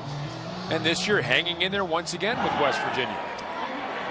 Kennedy's kick very, very short, and Sims has to do a heck of a job just to come up and catch that. Remember, that's a live football.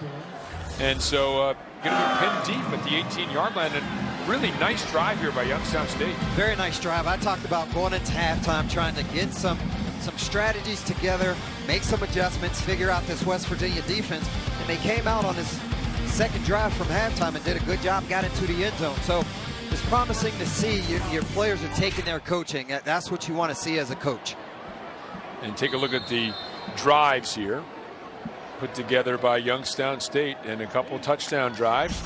Not much other than those successful drives as McCoy out to the left side. Flag comes in late as he is upended at the 20-yard line. Pickup of 2 pending the outcome of the flag. But Youngstown State really hasn't gotten a lot going, but when they've gotten something going, they've been able to cash it in. They have to be able to build on it, and I think that's a very key point that you made.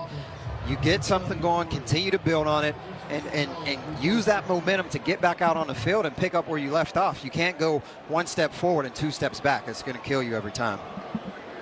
So a half the distance to the goal. Marched off here, so a 9-yard penalty is going to be a 1st and 19 for Will Greer and company.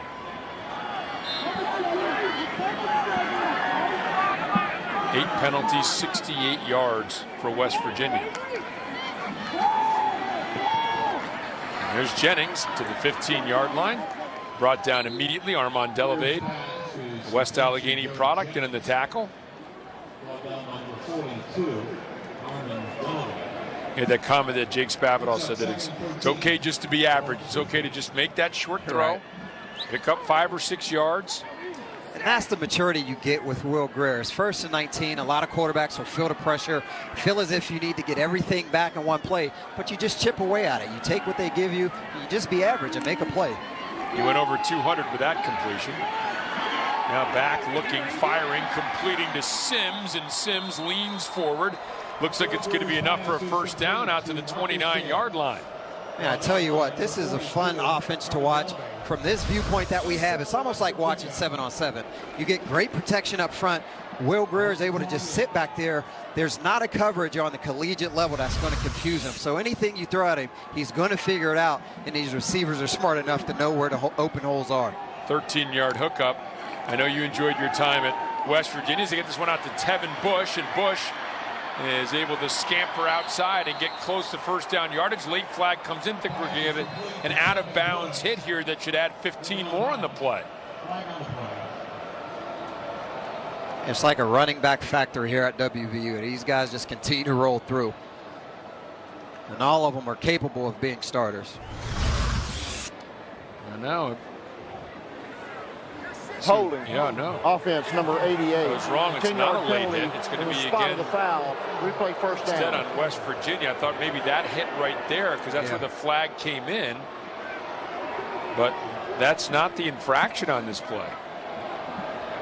Tevin Bush, such a versatile player. They can line him up at receiver, put him in a slot as an inside receiver, put him in the backfield, let him carry the ball, and he's another guy that's going to be a key piece of the puzzle to West Virginia as this season continues to plays out. Well, you know, the pressure to produce is high for all these guys. There's McCoy up the middle. McCoy will get out to about the 33-yard line. But, you know, we're talking now, we don't know what the deal was with Alex Sinkfield and the ankle, but apparent ankle, but 3 running backs. Tevin Bush is battling for a little time as a running back, a little time as a receiver. You're trying to get packages involved for him, but if they don't work, they're just going to move on to the next guy because they have so much talent. Yeah, this is the deepest I've seen West Virginia at their skill positions in a long time. I mean, receiver, they're very rich. And this dates back to Geno Smith, Stephen Bailey, Tavon Austin, all those guys. They're very rich at the skill positions, that's for sure.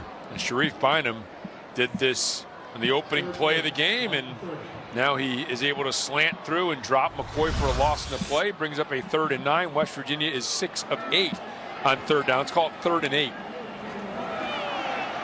Rear back, has time, throws, man wide open, complete. This is Sims, crosses midfield. Sims weaves back to the 40-yard line and wrestled down at the 39. First down for Sims and the Mountaineers. So I'll ask you this question. If you're a defensive coordinator, who do you key on? You can't key on Gary Jennings. You can't key on any running backs because there's going to be another guy that's next in line that's going to hurt you. And Marcus Sims, I don't want to say he's the forgotten receiver because he's not. He helps out in the return game. But the guy is explosive. Probably, absolutely the fastest in that receiving core. But you can't forget about him because he makes big plays just like that one. Rear back, looking, throwing, has a man open, and Sills broke open, and Greer just overshot him. You saw that a little bit last week versus Tennessee. Greer had a couple shots to hit some open receivers, but this is what I'm talking about, his anticipation. This ball is out of his hands before Sills even makes his break. He was a little flat on a break. I think Greer wanted him to take it more upfield toward that goalpost, so that's where the throw took it, but Will Greer was definitely thinking touchdown on that. When you see these receivers running open and the way this offense is run, make you want to put the pads on and go out there and play a little quarterback? Well, just like in the meeting, I told Coach Holgerson, you're going to have to deal with me running the football a little bit. I'm not going to stand back there like Will Greer and throw it around. I'm going to take off and run every now and again. And here's McCoy taking off and running. And McCoy goes in from 39 yards out. Kennedy McCoy, I beg your pardon, that's Letty Brown. Letty Brown, the touchdown from 39 yards out. However, there is a flag on the play back at the 35-yard line. And the Mountaineers not celebrating anymore. They're heading back to their huddle. Holding, offense, number 76, 10-yard penalty from the spot on the foul, 2nd down.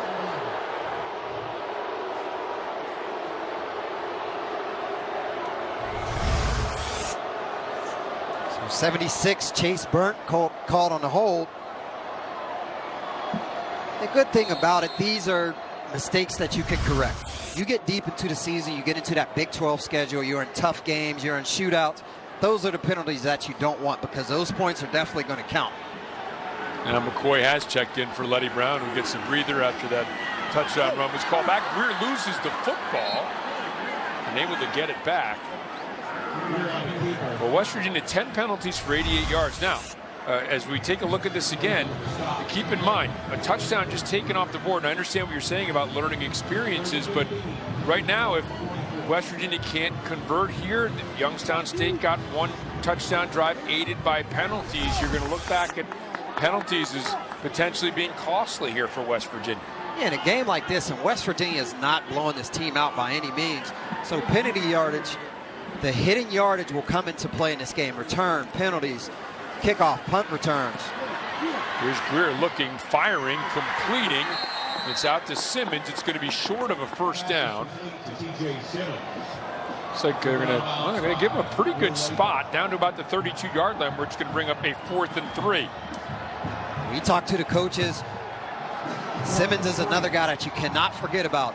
He's the 4th receiver, but he would be a starter in a 4 wide receiver look. So the guy's capable of being out there. West Virginia going a little more tight end lately, so you may not see him as much. 4th down, low snaps. Flung out there by Greer, and what a catch by Sims wave off the pass interference on defense, the defense for Youngstown State, because Sims able to come up with an acrobatic catch. Absolutely amazing catch by Marcus Sims. I mean, it's almost like a video game. You get a low snap. Will Greer is witty enough to hurry up, get down, understands where to go with the football. Right there, the fact that he could pick that ball up, let it go. He knew where he was going with that football before the play even started. Pass interference. And then you have defense, number 7. Oh, my. The penalties decline. Wow, with Gibson getting the hand in there, not only the hand on Sims, but the hand that looked like it deflected the ball. That is such a difficult catch. What a focus to be able to continue to keep your eyes on that ball. You have a defender's hand in there. That's a heck of a catch. You're not going to see any better receptions by that this season. Yeah, it's not moving in slow motion like it is on our replay there, as Youngstown State now needs a timeout defensively. And so Will Greer and company trotting over after picking up that 4th down. The drive remains alive. They're up 28-14, 4:41 remaining in the 3rd. We talked about the terrific trio receiving for the Mountaineers at the beginning of the broadcast, and Rashid, the numbers here today bearing that out.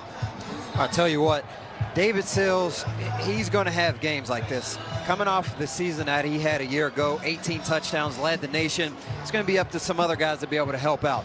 Gary Jennings, huge night tonight, 3 touchdowns, 6 catches, 97 yards. And then you have Marcus Sims. Again, I told you, you cannot forget about him.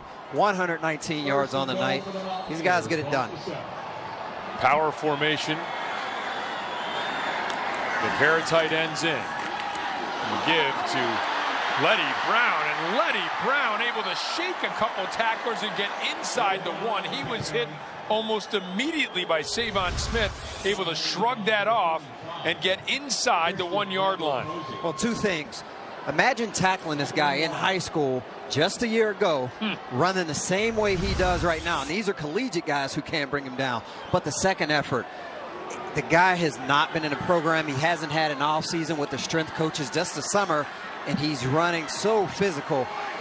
He's going to be a very good player here. 11 rushes, 79 yards. Give him 80 on his 12th carry, and the touchdown for Letty Brown.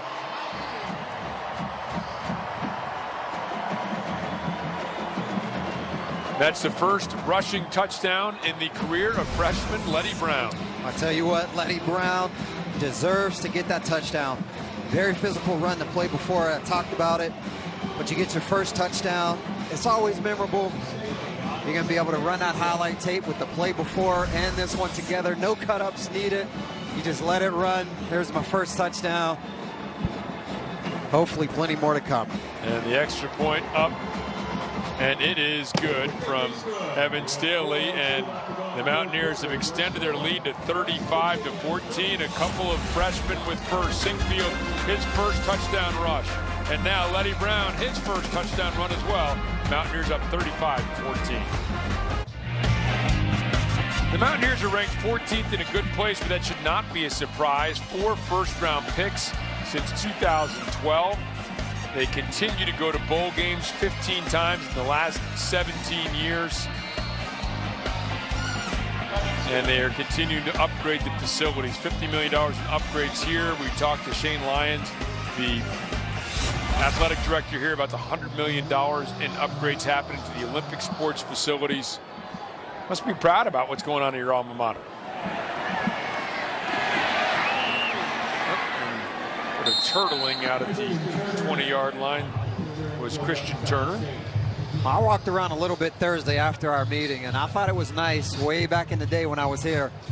I mean, this place is state-of-the-art, phenomenal. They just redid the cafeteria where the players eat.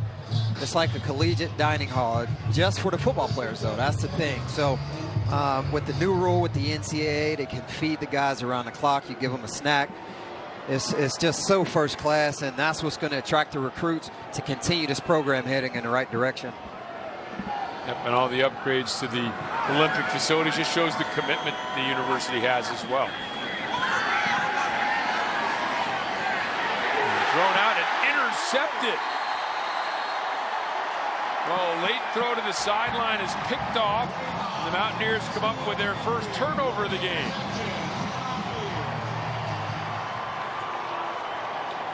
And that's Trayvon Askew-Henry.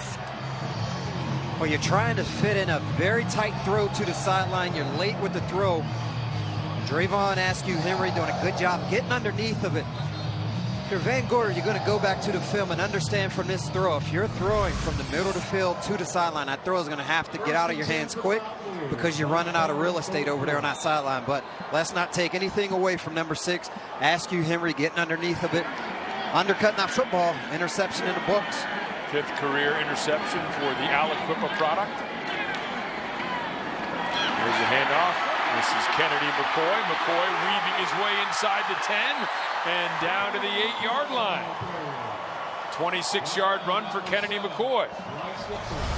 You get number 6 on defense making a play. You come right back, number 6 on offense making a play. Right now, it's just the spirit living in number 6 jersey right now. So it's good to see Kennedy McCoy in there. We talked about him coming into this game. A lot of people thought he was going to be the guy coming in for this season. Another carry and another touchdown for the Mountaineers on the ground. 3 by air, 3 on the ground, 3 different backs. It's McCoy this time, and the Mountaineers up 41-14. Now, I think back to the meeting that we had, and Coach Babital talked about it's a very friendly competition between these guys. So just to be able to see these guys out here scoring touchdowns, they're smiling, enjoying this game, congratulating one another, picking them up. It's always good to see. So you don't want your guys fighting amongst each other for playing time. It's just a friendly competition, as he mentioned. Competing but not fighting each other. Right? You want to see the competition as Staley boots it through to make it 42-14. But the Mountaineers getting 3 different guys scoring touchdowns on the ground, and then 3 receptions by Gary Jennings. And the Mountaineers up 42-14 as we head downstairs to Meg Bulger. Meg. Yeah, well, Rob, as this running game gets going, we saw running back Alex Sinkfield get carted off there late in the first half. An update on him: it is a left leg injury, probable not returning tonight. It was a left leg injury, though, and he will not return. Guys? All right, Meg, thanks very much. And you certainly hope he's going to return later in the year. Redshirted a year ago, Dana Holgerson has talked about the temptation to use him. They are so high on him. And we have seen in his few carries the burst and the reason why West Virginia is so high on him. Meanwhile, the other running back's doing a nice job tonight as well. Yeah, I think Sinkfield is the fastest of these running backs. You have a great group of guys, but you get in the open field, you see the difference with Sinkfield, his explosion, his burst, his quickness, and it gets north and south pretty quickly. And here's the boot. It's going to be taken by Coates. Coates is able to squirm his way forward to only about the 16-yard line. And that's where Youngstown State will take over after that 14-yard return. I talked to the chance to talk to ex-players, former college players, and talking to one in particular, David Walker, who's a running back coach after his career and was splitting time at Syracuse, I think maybe a little before your time, with Terry Richardson.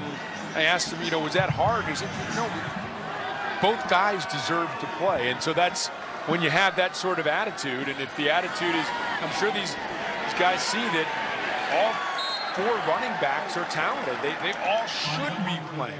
It's going to take more than one guy. That's what it boils down to. So for a person to be selfish, think that it's just them and only them, they're wrong. Because for one, you have injuries. 2, you have fatigue factor. You're going to need a spell out sometimes. And if you're a team player, if you're a good teammate, let your teammate get in there. You cheer him on. You do the same exact thing and wish for the same things that he's going to want for you. And that's just good production. Van Gorder over the middle, incomplete. Kenny Robinson in coverage, and the pass to Mallory incomplete, but I think they're going to get Mallory over the back. Or I beg your pardon, Robinson over the back of Mallory. Pass interference, defense number 11, spot foul, automatic first down. They called out on David Long, David number Long 11. Me? I didn't do anything. So yeah, David Long's nowhere definitely near that. It is Robinson. 11 penalties, now 103 yards.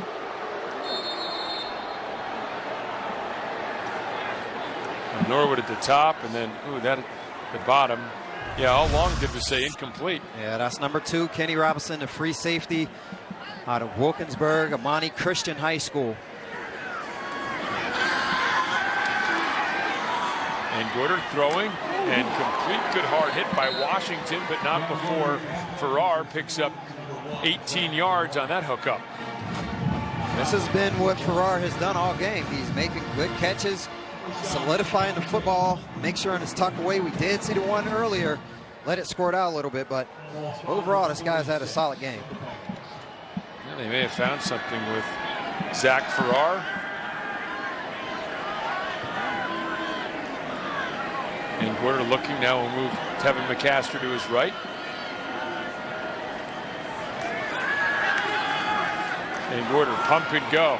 Wants to go deep to Farrar again, and Farrar is able to make the grab again in his hip pocket over the top of Norwood. Similar move to the long play from before, a little hitch and go. 6'4", 205 pounds out of Southlake, Texas. Zach Farrar. You'll see him at the top of the screen. That's just a sluggo. Slant and go. You catch number 4, Norwood from West Virginia, sleeping on that slant.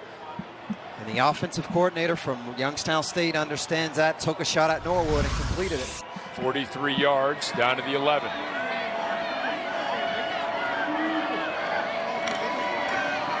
Give to McCaster. McCaster cuts back to the left. Flag comes in. He gets down to the 7-yard line. Pick up a 4, but we have a flag in the play.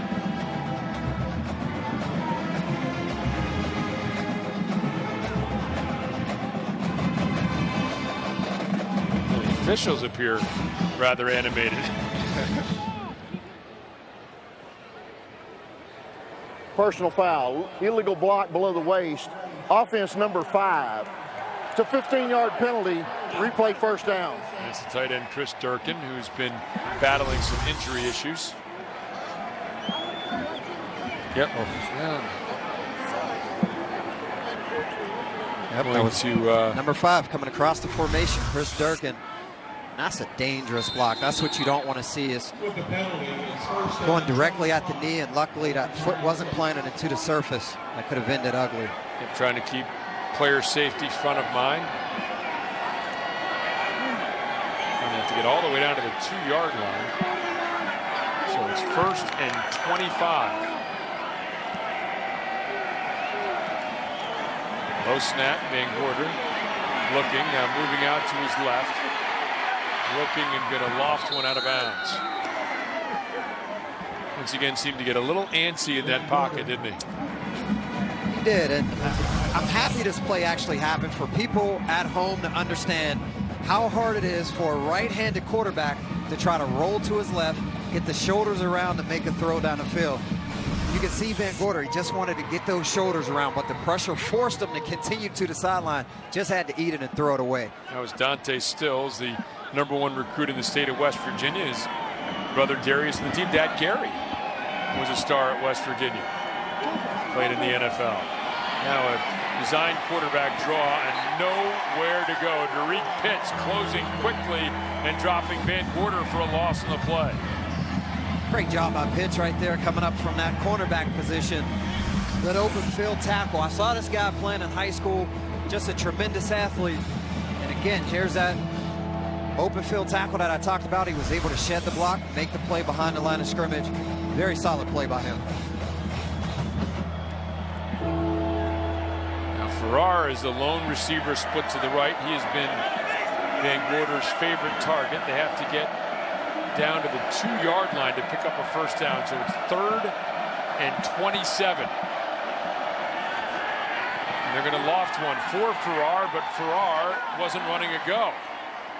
He read something differently, and it's incomplete. And 4th and 27 now with 7 seconds left in the 3rd. And they will send out Zach Kennedy and the field goal team. And that was definitely a miscommunication. You saw Zach Farrar's hands go up, trying to figure out what's going on. He's communicating with the sideline. The ball went deep. He stopped short. 45-yard attempt here for Kennedy, who missed a couple of field goals in that shocking upset loss to Butler last week. for the Penguins.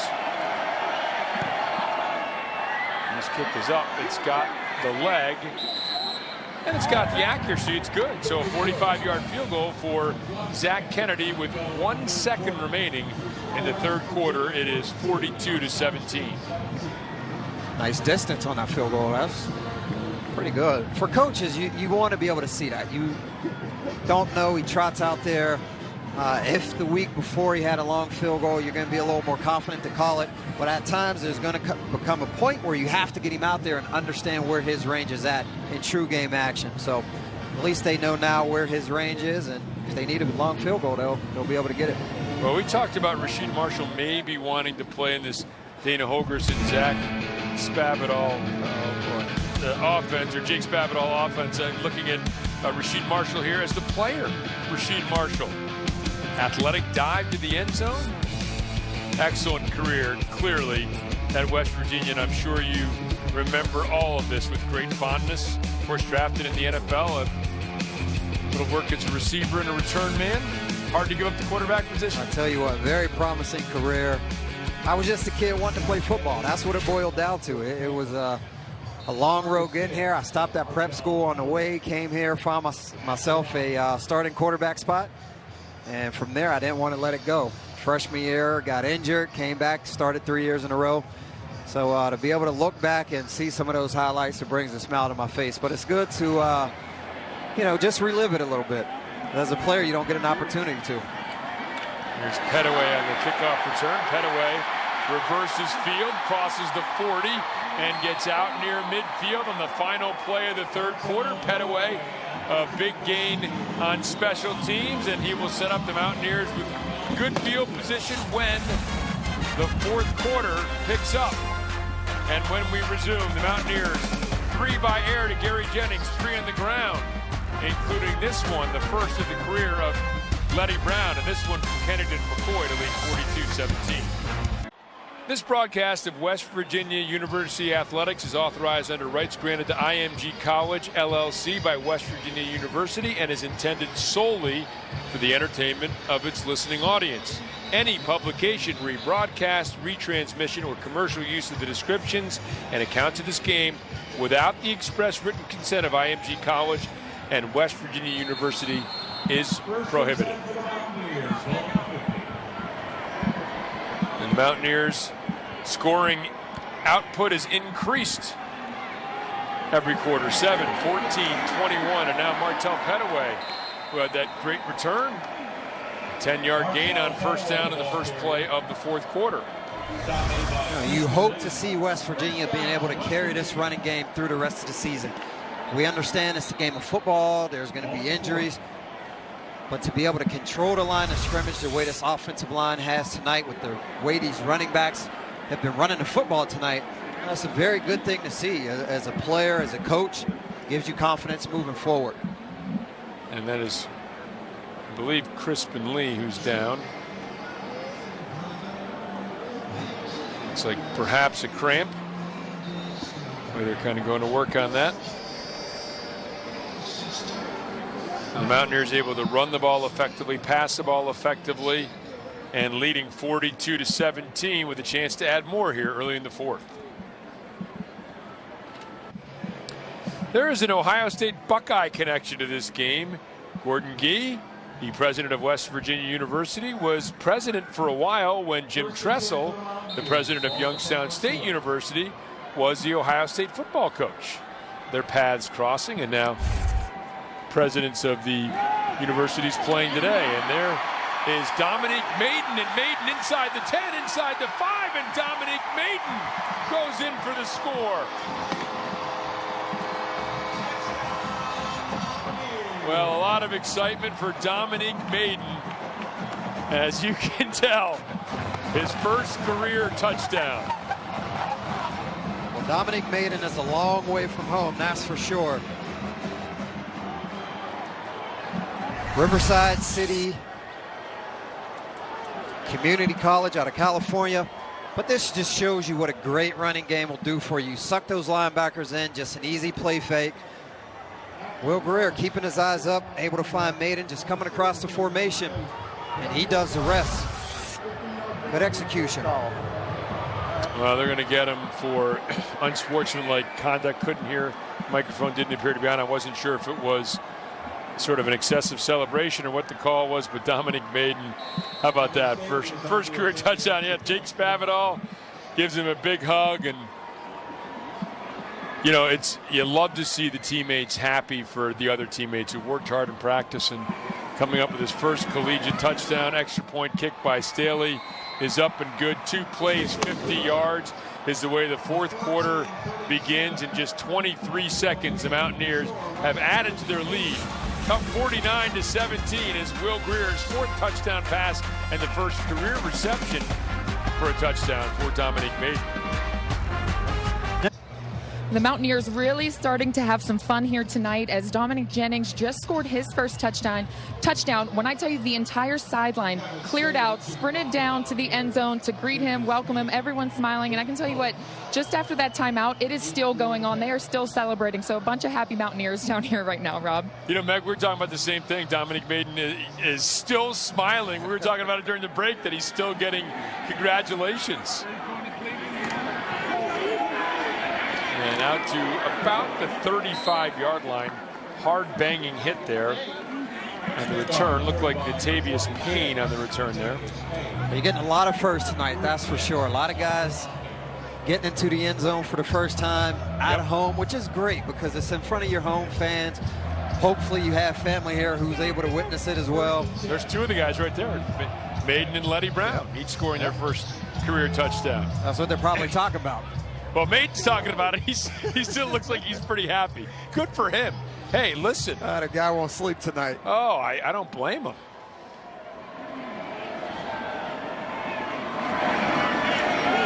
McCaster on the run. Cuts back to the left, steps out of a tackle. Here goes McCaster. Crosses midfield. And Toyus Avery wrestles him down as he gets down to the 46-yard line. So a pickup of 19 yards for Tevin McCaster. Yeah, this is where you start to see some defense. It's starting to fall asleep a little bit. Guys aren't as crisp in their assignment. Right there, you get a cut back across the formation. And McCaster, that vision of his is something else. I mean, he sees the holes. He understands where guys are lined up. Nice solid run. McCaster again. Had to break a tackle in the backfield, and a flag comes in late as West Virginia doing a nice job stringing that out. You know, a lot of times late in the game, West Virginia, they understand that this game is pretty much in the bag. I talked about how solid guys can be. Offense, number 80, 10-yard penalty, replay first down. It's much different in the first quarter where you need to be solid within your assignment. These are still the starters out here. They understand, again, that this game is over, so they might let up a little bit. They might give up a big play, but as a coach, you want to be able to see these guys play a full game. So I can promise you this defensive unit, we'll hear about that 2 plays ago once that film study goes on and this game pops up. The hold there on Miles Joyner, and just for conditioning aspect, is that why you want to see the team play all 4 quarters? Well, knowing that. And here's Van Gorder. Sorry, I asked you a question there. Just that ball's about to be snapped. Pick up the yard out to the 46. Not every single game is going to be a blowout. You're not going to be able to take out your first teamers. Once the season gets pushed into the season a little bit later, these guys are going to have to play a full game. So the discipline has to be there through 4 quarters. Yes, this game is pretty much in the bag, but you can't let up mentally. I see. So part of it maybe is physical conditioning, but it's also along with that staying sharp as the game gets later. Exactly. And you maybe get a little more fatigued. A 2nd and 18. Van Gorder loses the handle, and Van Gorder is taken down for a loss on the play. And that, once again, the outstanding freshman prospect, Dante Stills, talking to Tony Gibson. Tony Gibson said, look, there's a long way to go, but he might be one of the best they've ever had coming through West Virginia. He's that talented. Yeah, and those are some very, very high words coming from Tony Gibson, who's the defensive coordinator here. He's been around a lot of players. He's seen a lot of players come and go, defensive linemen, linebackers, you name it. But again, that's the highest praise you can get from the defensive coordinator as a freshman. 3rd and 24. Van Gorder back. Pump fakes. Throws. Deep. Nobody home. Intercepted one hand. Oh my, did that pop up out of the hands of Kenny Robinson? I think it did. Oh my God, I want another look at this. Natavius Payne somehow came down with this ball.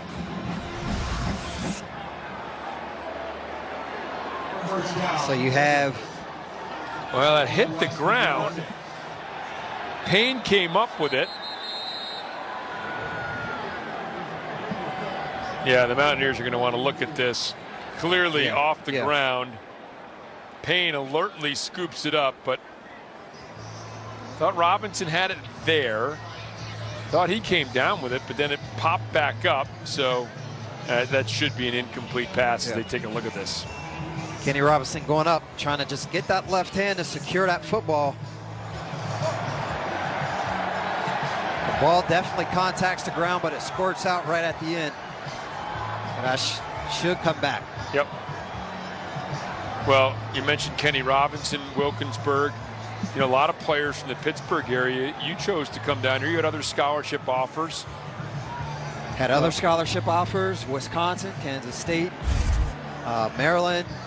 But West Virginia was the place for me. I think it came down to Wisconsin and West Virginia.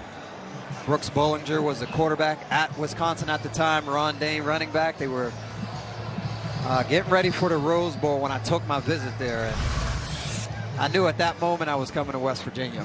One more look at it here as the officials continue to look things over, and West Virginia's defense is already popping back up the field. They think this 54-yarder is coming back, and again, everybody's moving the chains, and that's going to be the call. It looks like this is going to come back. Yeah, I don't think there's any way that play can stand. After reviewing the play, the ball hit the ground. It's an incomplete pass. It's going to be 4th down and 24 at the 40-yard line. As we suspected. So, you know, a lot of Pittsburgh area kids, Drayvon Askew, Henry, who we've mentioned, you know, quite a few times tonight. Others, obviously, on this team have decided to make the move down here to West Virginia. Well, it feels like home. You get a lot of guys, and I hate to start rattling off names because I'll leave a guy out and get a text message about it. But for Western PA guys that come down, it's very close to home. Your family, your friends can come down and see you play. You get to play on national, regional television. It's just a good fit. And Jennings able to make the fair catch back at the 22-yard line. That's where West Virginia will take over when we resume. The Mountaineers in firm command of this game, up 49-17. Here's the 2018 Heisman Watch, and as you take a look at these numbers at home, hard not to like what Will Grier has done through 2 weeks. 761 yards in 2 games, 9 touchdowns. I mean, he would be the leader of the pack at this point from a statistical standpoint. 46 out of 60, and Jake Allison has come in to replace Will Grier. And we heard Dana Holgerson talking about it with us earlier this week. He said, let's face it, it's in many ways it's a team award as the handoff here to Letty Brown off the left side. He'll get out to about the 26-yard line, pickup of about 4. If your team doesn't do well, you're probably not going to win the Heisman. Yeah, you're going to have good team production if you want to be able to stand out in that race. And wins is a big part of it. You can't be on a losing team and try to stick around in that race. Handoff again, and Brown again banging his way through, staying on his feet to the 40. And now a big scrum pushes him out to the 44-yard line. Lenny Brown, hard, physical running. Yeah, I'm glad we get a chance to see number 11, the backup quarterback, Jack Allison. Coach Babineau talked about him in the meeting, saying he came back out of the offseason with just a new learning experience, and he flipped the switch and turned it on. Very impressed from the coaches with how he stepped his game up coming into this fall camp, and they were very happy with what they came away from Jack Allison on that preseason. Another player going down with the cramp here for Youngstown State. Brown, by the way, not only his first touchdown, his first 100-yard rushing game, as he has 14 carries now for 102 yards. You know, you mentioned Jack Allison, and He was a guy that ESPN ranked as the 68th best player in the country. He was figured as a 4-star recruit by everybody, a top 10 quarterback in the country. Went to Miami, didn't work out for him, so he's transferred here. And with that light switch going off, no one's doubted his talent. I mean, I just sort of gave you a thumbnail of what others have thought about his talent. Boy, if you can get him a little bit of game action, hopefully Will Greer stays healthy. That was obviously an issue at the end of last year, but you know, you could have an awfully good guy waiting in the wings. And they like Trey Lowe, the true freshman, quite a bit as well. Right, and that's what it's all about. Competition. You want a good competition at each quarterback so that guy is being pushed. But I think if he's patient, gets some good playing time, he could be the next guy in line that's going to fill in. And here's the handoff is Brown. Oh my, just hard, strong running by Letty Brown.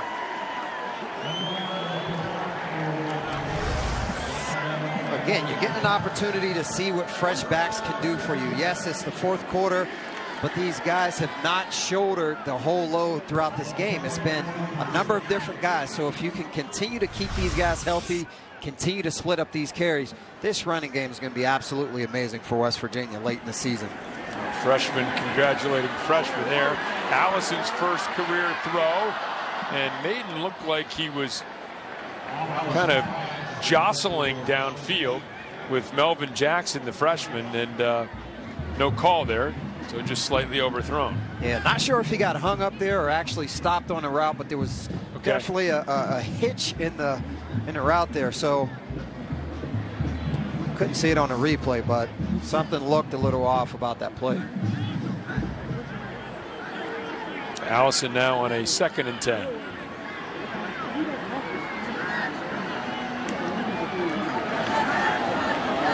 Give to Kennedy McCoy. McCoy bursting up through the middle. McCoy down to the 20-yard line before he is brought down by Melvin Jackson. Well, a couple plays ago, we saw Letty Brown carry it. What do? You go ahead, put Kennedy McCoy in there, set that draw up, let those guys fly out of there, let those defensive linemen get upfield, and you turn number 6 loose. McCoy doing a good job picking up positive yardage. West Virginia continuing to push this drive.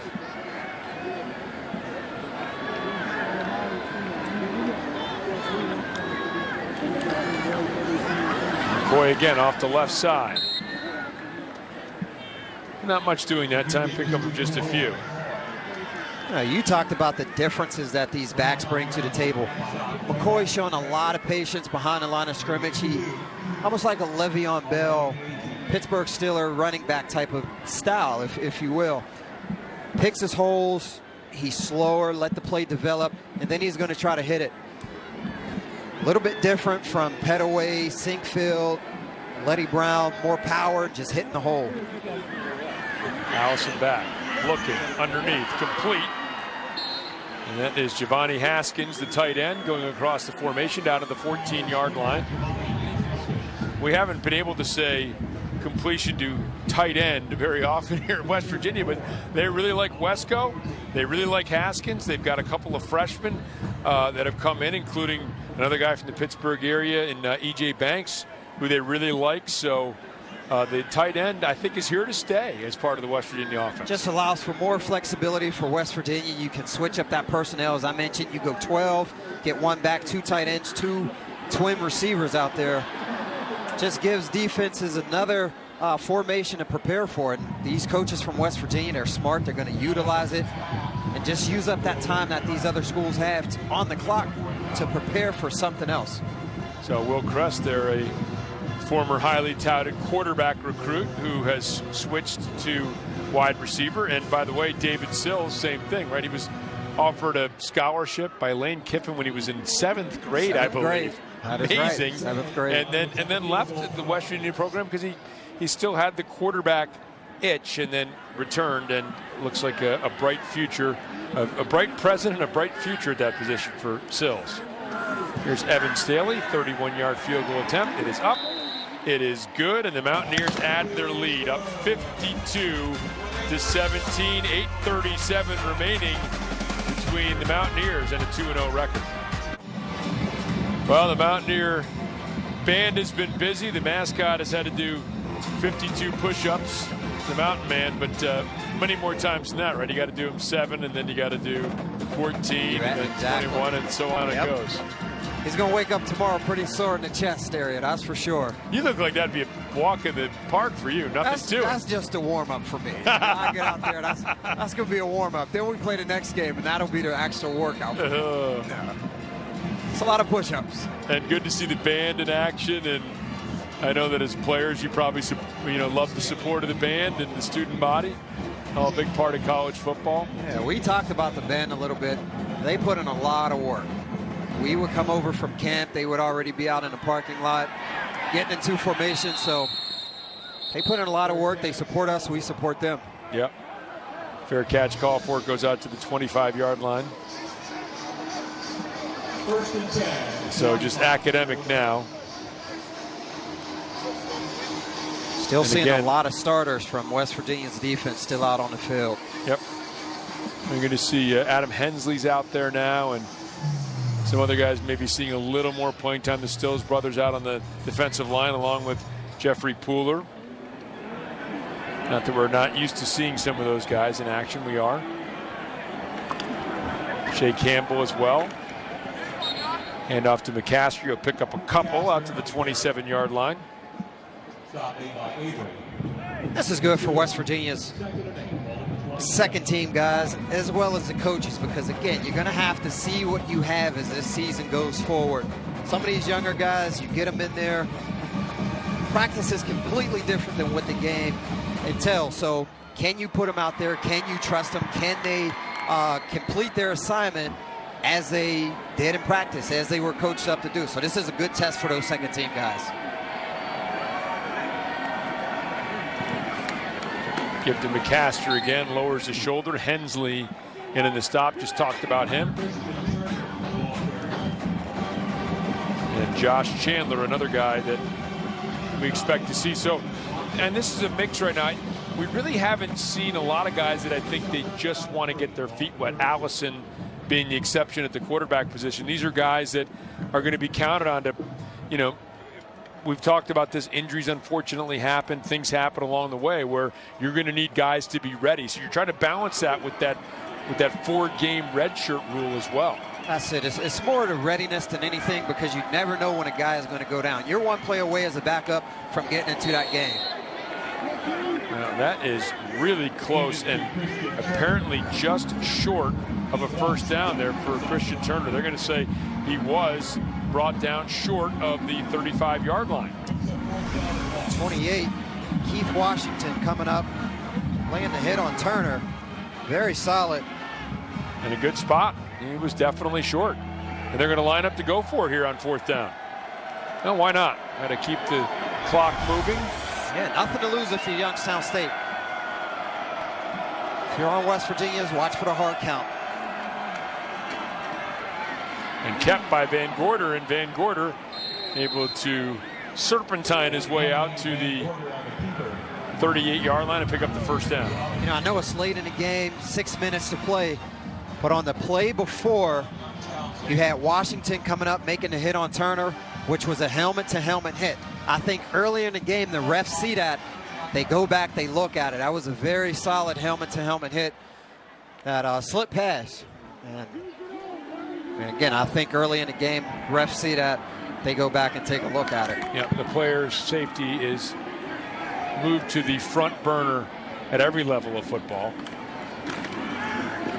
Here's Turner off the left side, wriggles through a hole and picks up about 4 out to the 43-yard line. This is a learning experience for Youngstown State. They'll be able to get into conference play some more evenly matched teams. They've seen success in the past. You talked about Bo Pelini. Basically, this team takes on his personality. They're going to get into that conference, play some scrappy football, some tough football. So this is not the end of the road for Youngstown State. No, and they have got a really, really difficult schedule as Van Gorder. Quick pitch out, complete, and a first down. So they're able to move the chains as we take a look at Youngstown State's upcoming schedule. And a couple of ranked opponents still on the way here, so this is by no means an easy schedule. Yeah, something about the FCF level, or excuse me, FCS level in the state of Dakota. Yeah. You have South Dakota State, North Dakota State sitting at number 2 and number 1. So those guys get it done at that level of football. Run off the right side and a yard or so pick up there by Turner. Well, then you've got the Colonial as the other league that's really stepped forward. That's the Missouri Valley Football Conference and the Colonial on the FCS level with James Madison and other schools. And meanwhile, for West Virginia, obviously the Big 12 Conference. So that game at North Carolina State really looming large. The schedule appears to be backloaded. You never know when you get into the conference, but boy, if you can defeat a Tennessee and an NC State, that's going to get people's attention. Already has. You're number 14 in the country. And you're going to know what you have going into conference play more than anything. You handle Tennessee, you come back, you knock off Youngstown State, but NC State will be a good test for you. They somewhat struggled against James Madison. JMU did a good job of keeping it somewhat close. NC State came away with the victory, but it'll be a nice test on the road for West Virginia. Yeah, they took it to Georgia State today, 41-7 in that game. Dana Holgorsen going to be happy to see his team go to 2-0. Youngstown State, one of those teams. Again, we talked about it. We saw it here a couple years ago. Mentioned their close games against Pitt, overtime a year ago. Certainly no pushover. Under 3.5 remaining on the snap. Van Gorder pitches it out, complete, first down. And once again, that's Jake Cummings, who caught a pass earlier. So he mentioned, first and second team guys. Cummings a little further down on the depth chart for Youngstown State in the wide receiver department, but able to come up with a catch there. And again, you're looking for things. You're looking for, if you're Bo Pelini, you're looking for fight from your team. Did you continue to compete? And they may have found a real star in Zach Farrar at wide receiver. I completely agree. I mean, the guy's an absolute player. He uses his size. He understands body placement. He's able to set himself up, and he has solid hands. You didn't see a lot of drops by him. Meanwhile, Josh Chandler, another stop. He has acquitted himself well here in some time late in this game.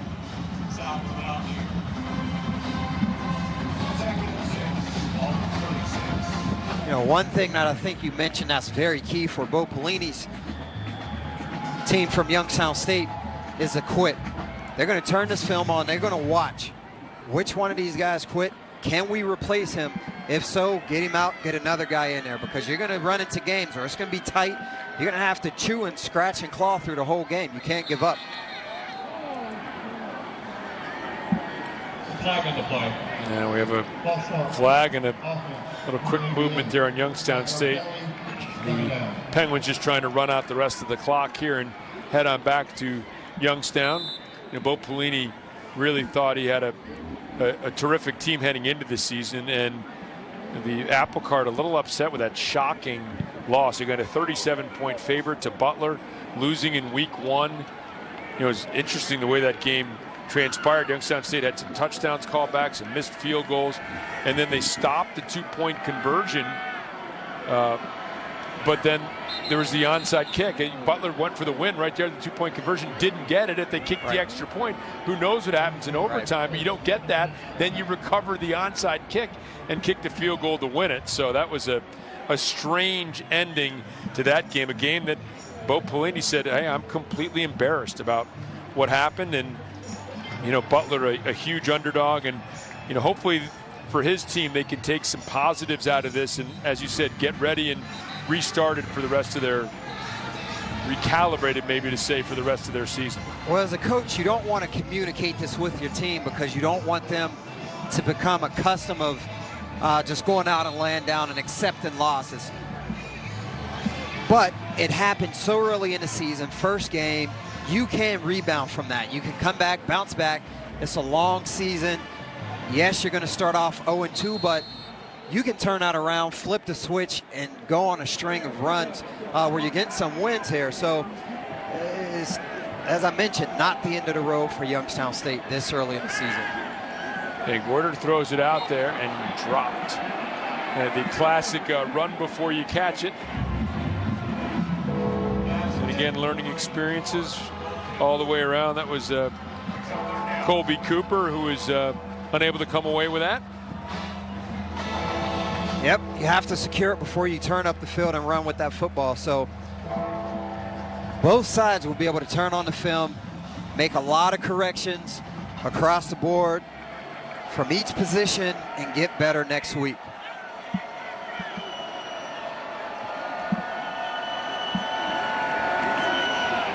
Third down, give to Turner. Turner will get to about the 40-yard line.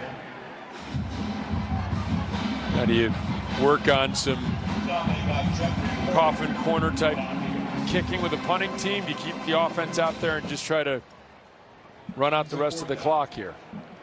Looks like they're going to keep the offense out, at least for now. And maybe potentially take a penalty or call a timeout. Right around the 1 minute mark is when the play clock will expire.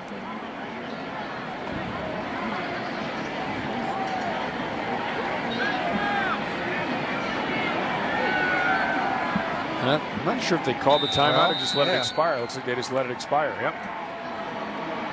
So they're going to say 54 seconds. I wasn't quite sure the strategy there. Let it run down, call a timeout.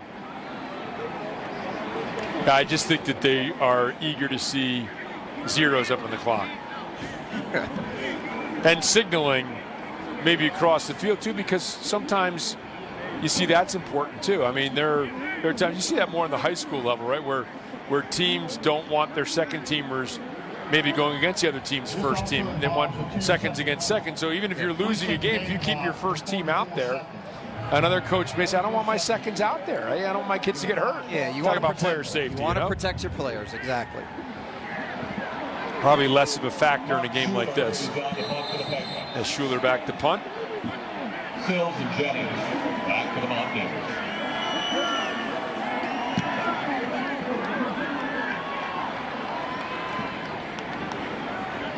Wow.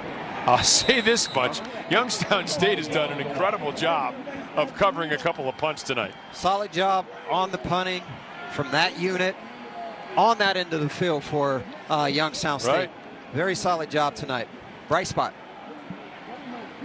Well, that takes the kneel down out of the equation. Yeah, you're going to have to run it, get a surge up front. You can see Jake Spavital telling his quarterback, Allison, make sure you get the snap if we go under center here. But knowing this offense, they'll still be in the shotgun regardless of the field position. It appears to be the case.